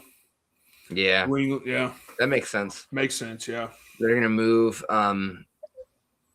Well, Will Campbell to right tackle, maybe. Right tackle. I mean, yeah. So they brought in Elijah Vera Tucker, right? I mean, granted, he's had a lot of health issues. You take, they moved Bradbury, they traded him. So you slide your left guard to the center, Wilson, which is a better fit. They re-signed Morgan Moses, who's getting up there. But I mean, would you put Lomu at right guard? No, Lomu's going to be the left tackle. Yeah. He's a pure left tackle. And especially if they're moving up for him, I imagine, Campbell's moving to right tackle. Moses is going to be the swing tackle or maybe kick inside to guard. I mean, I think, or maybe they're just kicking Will Campbell into guard. Oh, and maybe AVT will be on the right side. You know what that makes? Bear Tucker could play right or left guard. I think. He'd be fine. Yeah, he did both with the Jets. So maybe they're just like, you know what, Will Campbell, you might be a serviceable tackle, but we'd rather you go be an elite guard. Yep. And we talked about that a lot last year. Shane was kind of on that a lot. So yeah, I get it. Little surprising, just given I thought they still had some needs defensively, but hey, it's hard to watch the tape from the Super Bowl and not see not say hey, we need a left tackle. So I get it. Now the thing is, the nice thing is Luma doesn't have to play right away either. True. They can let him develop and then move Campbell over in 2027. But I do think, what happened with the leg impacted it too. But, with Campbell's play, because he looked pretty good, to start the year, not as good as Armand Membu with the Jets or Kelvin Banks with the Saints. But yeah. But yeah, that's good thinking. They could just let him stew for a little bit and see. Do we have the Chiefs pick yet? I don't know it yet, but I I'm would assume trying it's to- going to be wide receiver here, especially since Miami yeah. just went off. Now, is it Boston or is it Cooper? Yeah. Man. So the only outlier on our board is McCoy. We know that's not going to be the Chiefs pick. So yeah, Cooper. Or if they go edge, do they go TJ Parker, Keldrick Falk? Yeah. I actually think I may like that better. I mean, if you're trying to, I think if your goal is to be competitive while Patrick Mahomes is out, then you load up on defense and hope that you can just hold teams under 20 points a game. And they lost so much, Dalton. Yeah. They traded McDuffie, but man, they lost the safety. They lost this. They lost, the linebacker. But they've never been a team that's been about talent on defense. It's always been Spags' scheme. So, like, maybe they think if they just add enough guys that Spags can make it work, at least to keep the team competitive until Mahomes gets back. But also, when Mahomes gets back, he's got to be able to throw the ball to somebody. Like, that offense looked horrible last year. Like, it was Mahomes just with no help whatsoever. And they got to win because Rashee Rice won't get suspended, so that helps. You still got Worthy, but and I don't see them bringing back Tyreek Hill. I mean, I don't even know if the dude can run anymore after that injury. So, and also, what is Tyreek Hill going to do that Worthy and Rice can't do at this point in their careers? So, yeah, I like Denzel Boston. Actually, makes a lot of sense because he can be that bigger presence on the outside. Also, Travis Kelce is not going to be your red zone target forever. Denzel Boston can do a lot of the things in the red zone that Kelce did. That actually makes a lot of sense. All right, come on. Pick in yet? Pick. Yeah, the pick is in. We're just waiting on them to. Yeah. It's commercial break right now. Oh man. I don't know. Could they look? Yeah, I mean, I don't see anywhere on the defensive side of the ball. I mean, there was talk of some other like off-ball linebackers going in the first round. I can't see it for them. And like, I don't know. I can't see anybody actually taking Jacob Rodriguez or CJ Allen this early. I don't know. Hold on. Who do you guys think it's going to be? If you guys had to pick, who do you guys think the pick is? Did I just hear the Jets are picking at 30? I'm trying. Did we just get another trade? We did. What the fuck are we doing? Carson back. Shut the hell up. You want me to come back? That's not the way to do it. Dalton was the one who was on that train earlier. Yell at him. He was. I was on that for the Steelers. 21. Shane just doesn't want the Steelers to do it. And then guess what? They're not. So I don't care. No, I was kidding. If they do that, I'm gonna. They can move back. Peter Woods to the Chiefs. Peter. Wow. Oh my God! Are the Jets coming up for Cooper? I will lose my mind. Awesome if they do. Amazing. I am worried for you. I'm not gonna lie. I don't know what they're gonna do here, but it would be a great thing if they do. I'm not gonna lie, Steve. If you guys come in and snipe Cooper from us, I'm gonna be really pissed off. I'm gonna be really pissed off. How many times has Peter traded back? How many fifth round picks? This is the third fucking time we have traded back, dude. I'm getting upset. I am confuzzled by them. Do you have the comp yet? It's probably 33. Hang on. It's 33. Man, what's going on with Twitter? So, Rappaport, the Jets trade 33 and 179 for 30. Yep. Wow, a fifth rounder. To move up 3 spots, I love that. This is Ty Simpson. It's got to be. Or not Ty Simpson. Carson Beck. That's right. Maybe Drew. No, maybe Drew Aller. No matter what, it's going to be funny if it's Drew Aller. if they moved up for Drew Aller after taking Christian Hackenberg a few years ago, It's a very Jetty thing to that'd be do. the most Jets thing ever. Because the big worry with Aller is that he is just Christian Hackenberg. I disagree with that. With a better attitude. Better attitude. Better arm. Everything, yeah. But at the end of the day, just broken by Penn State. Broken by James Franklin. All right. I'm looking at who else it could be. It could be McCoy. Yeah. It could be Cooper. I mean, there's a lot of ways they could go. Yeah, but now you're putting the fear of God in me. I can see anybody moving up for McCoy at this point. And yeah, they could go Cooper too because they. I think it. Yeah. Big one. Could also be Caden McDonald. Yeah.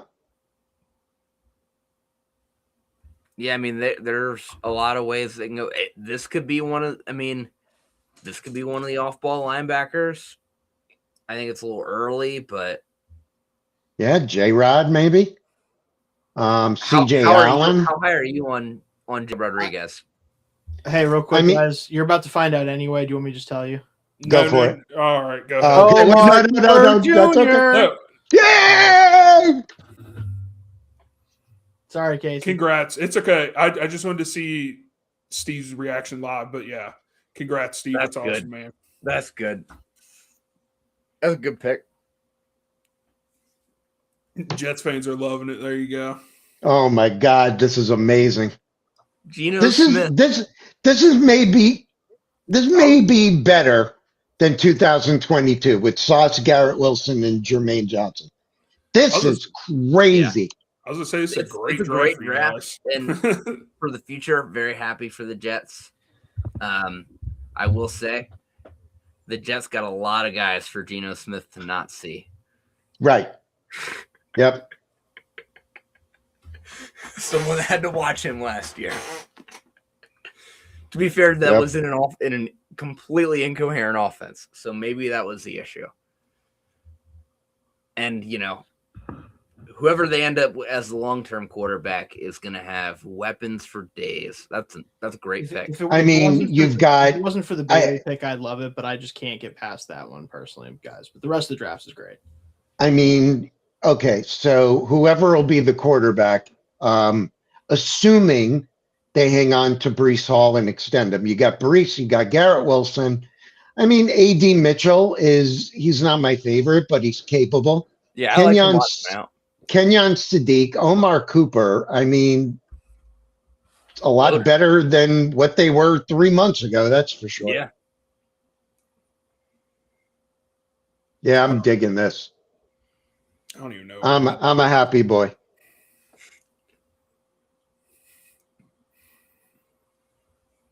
All right, who's Buffalo going to take here? What do we got left? Is it going to be Boston? Is he finally going to go? Yeah. Yeah.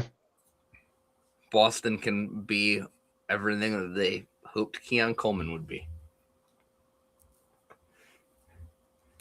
But then again, it's a lot of draft capital to put towards correcting a mistake. All right. Bill's still on the clock. Let's get this pick in, Bills. But I don't know what else it would be. McDonald or Parker. I can't. I doubt they would go. I don't think they would go McNeil Warren here. No, I don't get the first round hype on Emmanuel McNeil Warren. I did not see that on me neither. Yeah. No. Yeah. I had a late second round grade on him. I have him at safety 3. Same. On my board, he is. I had it somewhere. He's not in my top 40. That I could tell you, but. Trade alert. Trade alert again. Man, this is wild. Titans. Yeah. Maybe they're coming for Carson Beck. Kidding. Who did they take earlier? Tate. Tate. So this could be. This is Falk, I think. Yeah. Or Parker.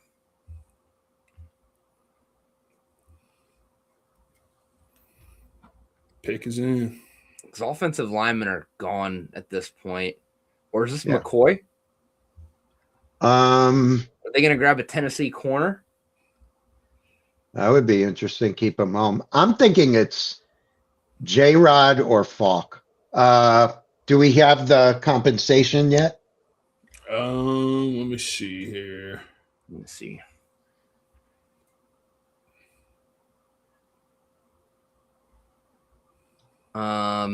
It's not. I've just been refreshing Rap Sheet's page. Yeah. He does not have it yet. The Shefty. No, I didn't see it. So 14. What does Ari Marov have? He's been on it. All right, here comes Roger. Yeah. Roger Dodger.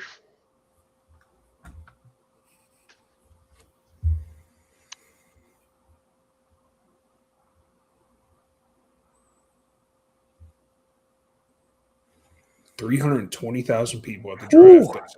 Wow. A record. Yeah, I kind of regret not going, but I didn't feel like taking a day off work for it.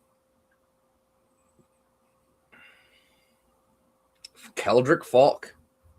Okay. I like it. Yeah. I love I it. like it. Yeah. Shane and Jake, not very high on him. Boo! Boo! I think the floor is so high because of the run defense and the fact that he's a physical freak that, like, I think you hope he figures out how to rush the quarterback. And if he gets, I think you can find a way to manufacture 8 to 10 sacks a year with him. And he's going to be a very, very good run defender his entire career. I like it for them. Salvo will make it work. Yeah. I agree. Like I said, I may have said it here. I don't have a lot of faith in him as a head coach, but man, as with the linebacker, man, how come? Do you know what they gave up to move up? I can't find that. No, it hasn't been posted yet from what I've seen. Interesting. Curious what Seattle does here. Terrell McCoy. I mean, McCoy's got to come off the board soon. This is ridiculous. It is nuts. Let me try to see if I can find this. What the compensation is.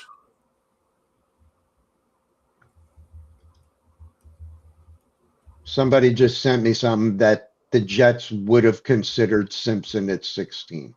I don't know. I have the compensation here.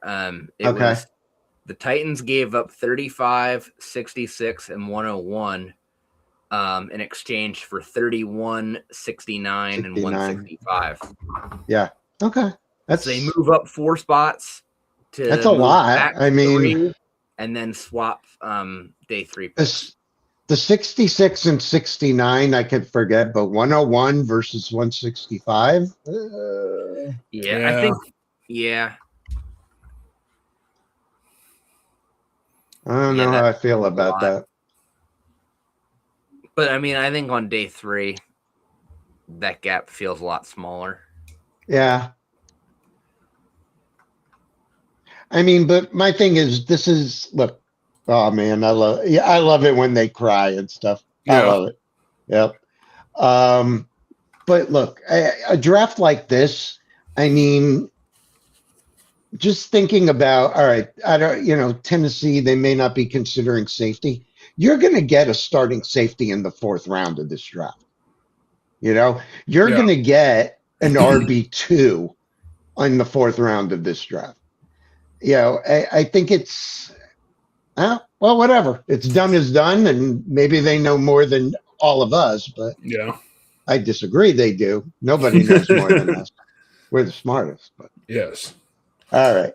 Damn straight. Seattle pick is in. So versus last year, did this clock thing? I don't remember how long the draft went last year. I want to think.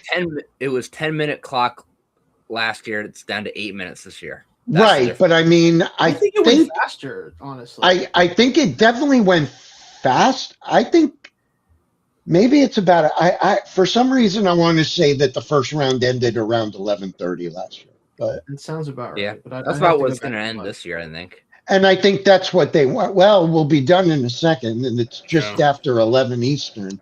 Yeah. I think that's what they want. I don't think they want it going like these TV award shows that go to like midnight and everything.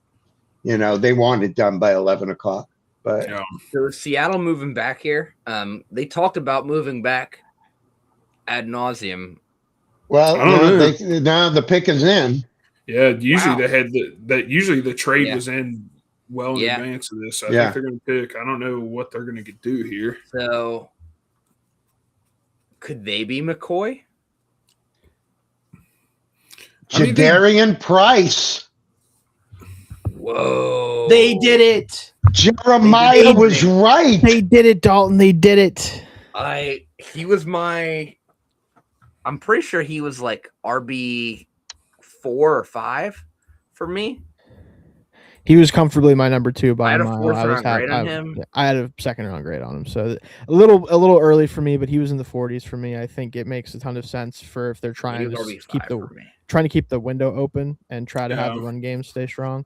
With Charbonnet's injury, like they had to get a running back. I would have liked them to trade back and get him, but maybe they just didn't get offers they wanted and just said, screw it. Hang on, let me just make sure. I'm pretty sure. Yeah, Myrock just put it out. Yep, Jadarian Price. Wow. Okay. Darian Price.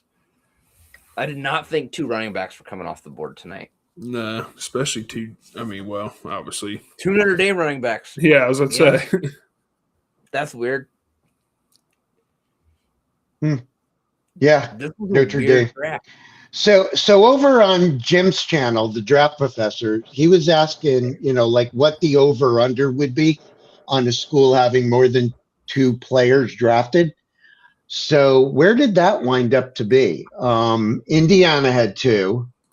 Notre Dame had 2. That's 4. Ohio State had more than 2. Yeah, that's 3. Utah, Miami. I think we did hit the over. Oregon, Miami, Alabama. Yeah, I think the over did hit. Yeah. Huh. Yeah. So Jadarian Price, for what it's worth, was 61 on the DSN consensus board. 2nd lowest player on our consensus board pick tonight. Obviously Lawrence was the lowest at 85. But yeah, kind of a wild draft first round. On our board, we've got our top 5 best available after round 1. Jermond McCoy, who was 13 overall on our board, followed by TJ Parker, Caden McDonald, and Colton Hood, who are 25, 26, and 27. And then Denzel Boston, who is 29 on our board. Those are the top 5 best available that we have. A lot of talent left on the board. I don't know. What was everyone's biggest surprise of the night? Ty Simpson. I think from say Ty overall. Simpson. From the night as a whole, what was the trend or just the general what was the more macro aspect of the draft tonight that surprised everybody? In a draft that didn't have as many prototypical players, the draft still went very prototypical. Yeah. Like tackles falls to 15 for no apparent reason besides, oh no, his arms aren't 34-inch long. Like that type of stuff, right? In terms of outliers not getting pushed up, even though they're better players, they kind of stuck to their guns, and I think in some cases it works. In a lot of the cases, though, I just simply disagree with the way they evaluated a lot of the players in this class. Tackles flew off the board in a somewhat weaker tackle class. That was expected though. So that's yeah. Teams always need a tackle. So yeah. And then just, I think wide receiver. I thought between 5 and 6 would go, so we had 5. No real surprise. Boston would have been the outlier for me, and he is. So that doesn't surprise me. I didn't really think. I thought there was a chance that Parker and CJ Allen would drop to tomorrow. So there's that. Yeah, I mean, whichever one of y'all said it, I think that, for all the hullabaloo about lack of blue chip talent and, positional value should go in the toilet, the draft did shake out like a typical draft. You still had, a bunch of tackles. You had 2 quarterbacks. You had your playmakers. And overall, how many trades there were, I don't even know anymore now. Well, you had 1, 2, 3. No, that wasn't a trade. 4, 5. Let's see, 6, 7, 8, 9. 10, trades in the first 10, 10. I think 10. Yeah, I may have missed. It's either 9 or 10. I may have counted some twice. Yeah, that's that was a lot. It's a lot. Yeah. And I mean, how many round ones? Sorry, Dalton. How many round ones have we seen with a bunch of in-division trades? I mean, it was 2 of them, I think, right? Or 3, but yeah. Anyway. Yeah, I think. All right, y'all. Yeah. I'm gonna dip. Thank you for having me. Yeah, this was wild. If you guys are doing this Friday or Saturday, let me know. We'll be on tomorrow. Definitely love to have you on. Yeah, definitely tomorrow. Maybe something. It depends. Tomorrow, especially, would be great because Dalton's leading that one. Because I'll be covering every 7 picks as a team. Between Steelers and Dolphins, you're gonna drown tomorrow. It's gonna be. I'm gonna be drinking a lot of juice. Is all I'm saying. Yeah. All right, fellas. Thanks for having me. This is awesome. Steve. Thank you. But yeah, on the interdivisional trades thing, so shout out Steve. Awesome. Yeah, he was great. Steve's awesome. Yeah. Especially with me and Jake. Yeah. Just booked right now, I think is the problem. So. But on the interdivisional trades, kind of a theory on this. I wonder if one with 7 teams making the playoffs now, if teams don't really see, and also 17 game schedule, probably eventually going to be 18. If teams don't really see the divisional stuff as much of a 0-sum game anymore, and also the league has gotten extremely analytical, and I just wonder if that factors into just at the end of the day, does it really matter what another team gets if it benefits us? That also might just be a generational thing too, where the rivalries just don't matter to GMs under 50. They matter less. They do. I think teams are so more concerned with their own individual situation and not caring necessarily about the minutia of would this trade potentially help my rival more than it helps me. They're just focusing on I want this to happen. I want this trade up or down. And if they're the team that's willing to do it, I already want to do this. That means I think I'm right and they're wrong. They're just going to do it. True. And that's why. Part of it is too, you have a lot less people in the building for these teams that actually remember why the rivalries in these divisions are so bitter in the first place. Because some of them, especially AFs, Bills or Browns and Bengals, for example, well, I guess not the current. I guess it'd be more Ravens and Bengals now, but how those organizations came up, there's actual legitimate animosity that existed decades ago that doesn't exist anymore. I think Trey Hendrickson's kind of bringing that back himself because he was talking shit when they did their uniform release about the Bengals. So I think it's coming back a little bit. Yeah, he does. They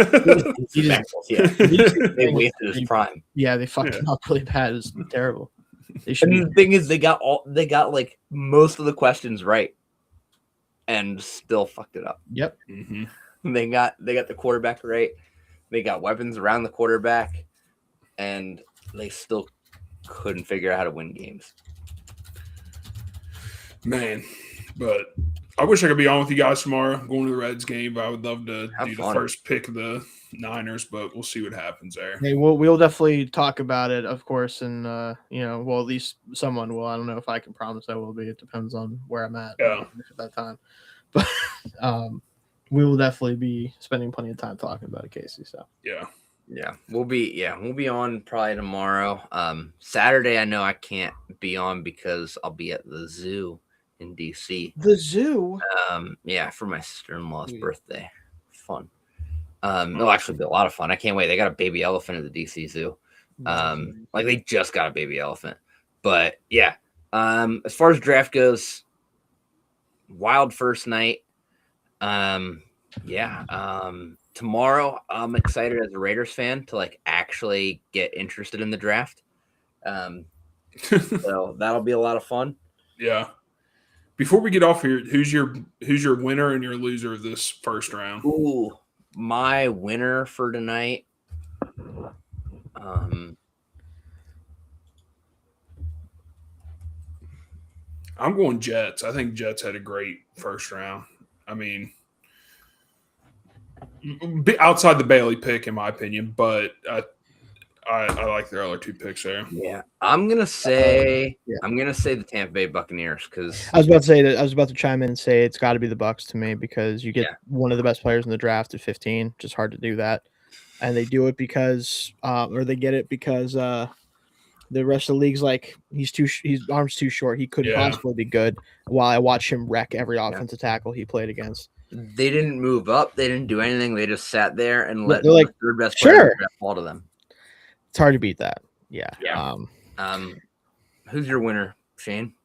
If it's not them, man, I mean, I'm trying to even remember what the hell just happened because there's too much shit going on. I think this one's it's hard to say how I feel about this because the trading AJ Brown thing is tough, but the Eagles getting Lemon at 20, and by the way, the Steelers were on the phone with Mekhi Lemon ready to draft him, and the Eagles traded up and took him from us.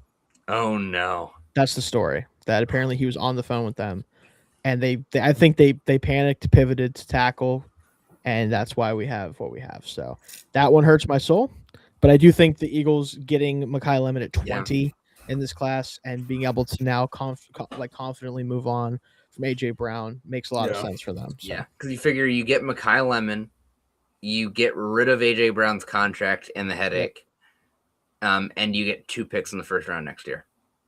Yep.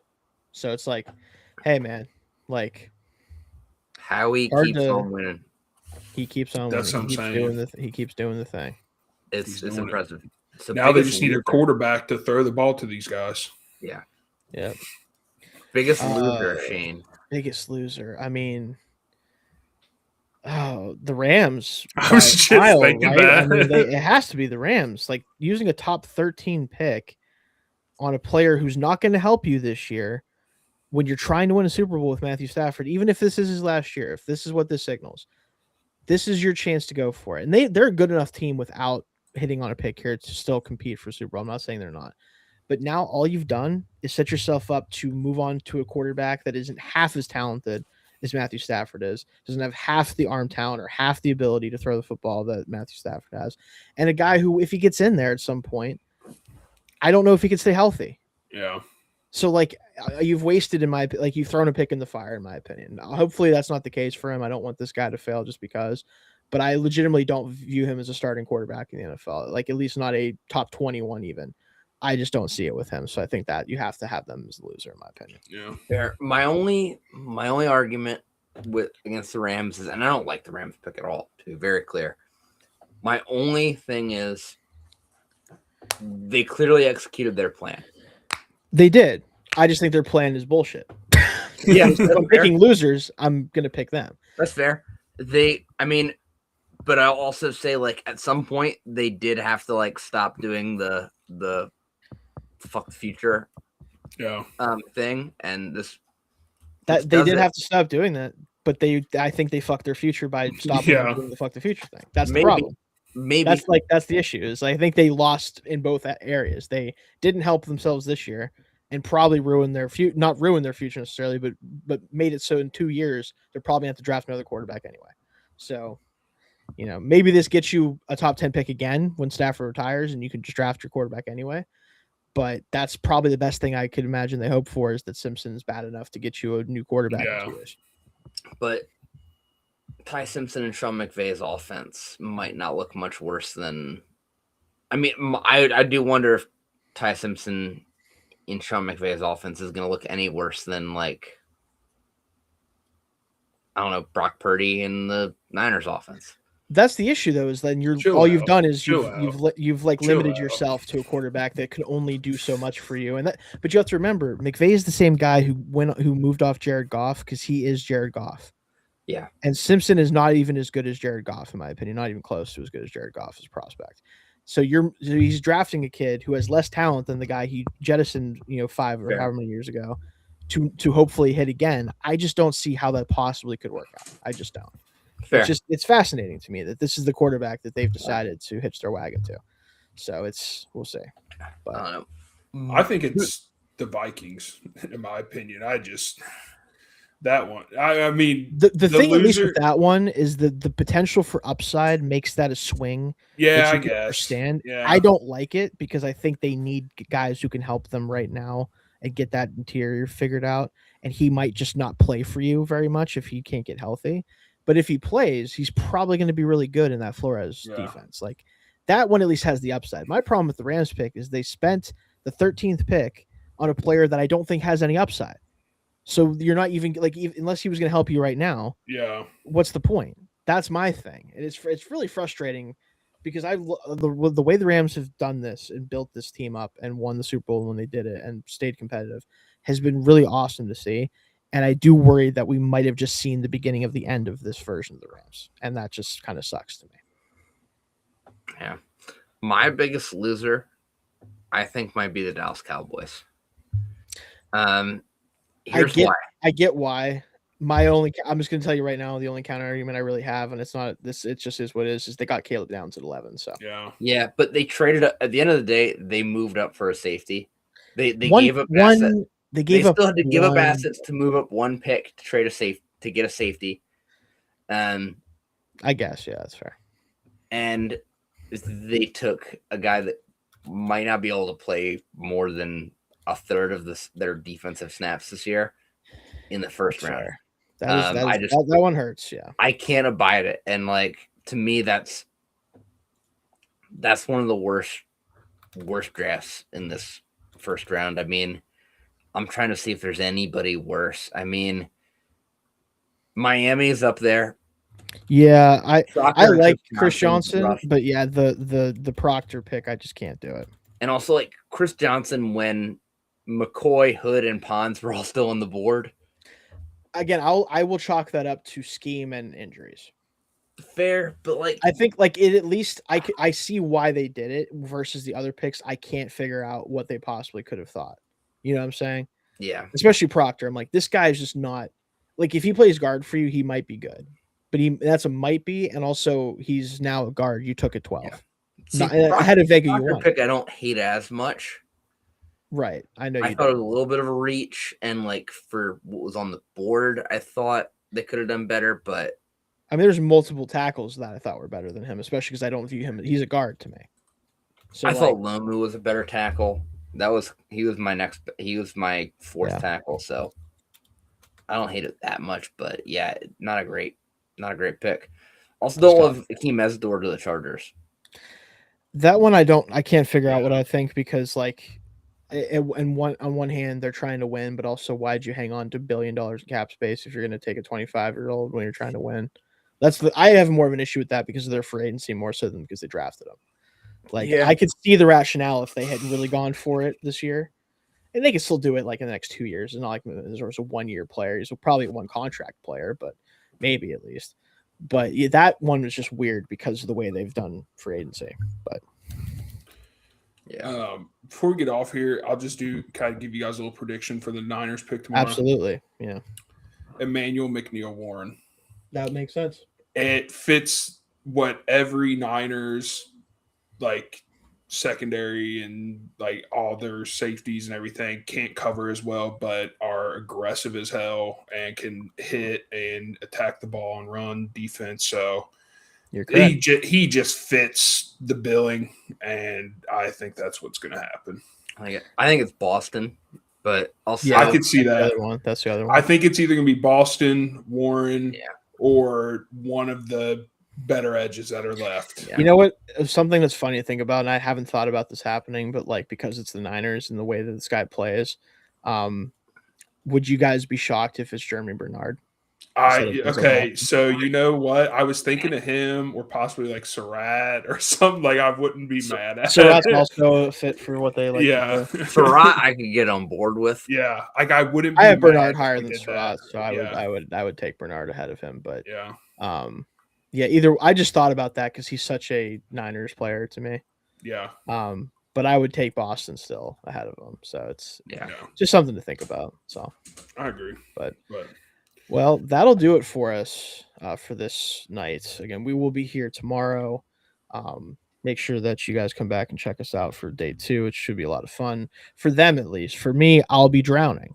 Yes. But I'll try to show up every so often, maybe. I'll make sure I get the show set up and everything. We'll get. What time are we doing tomorrow again?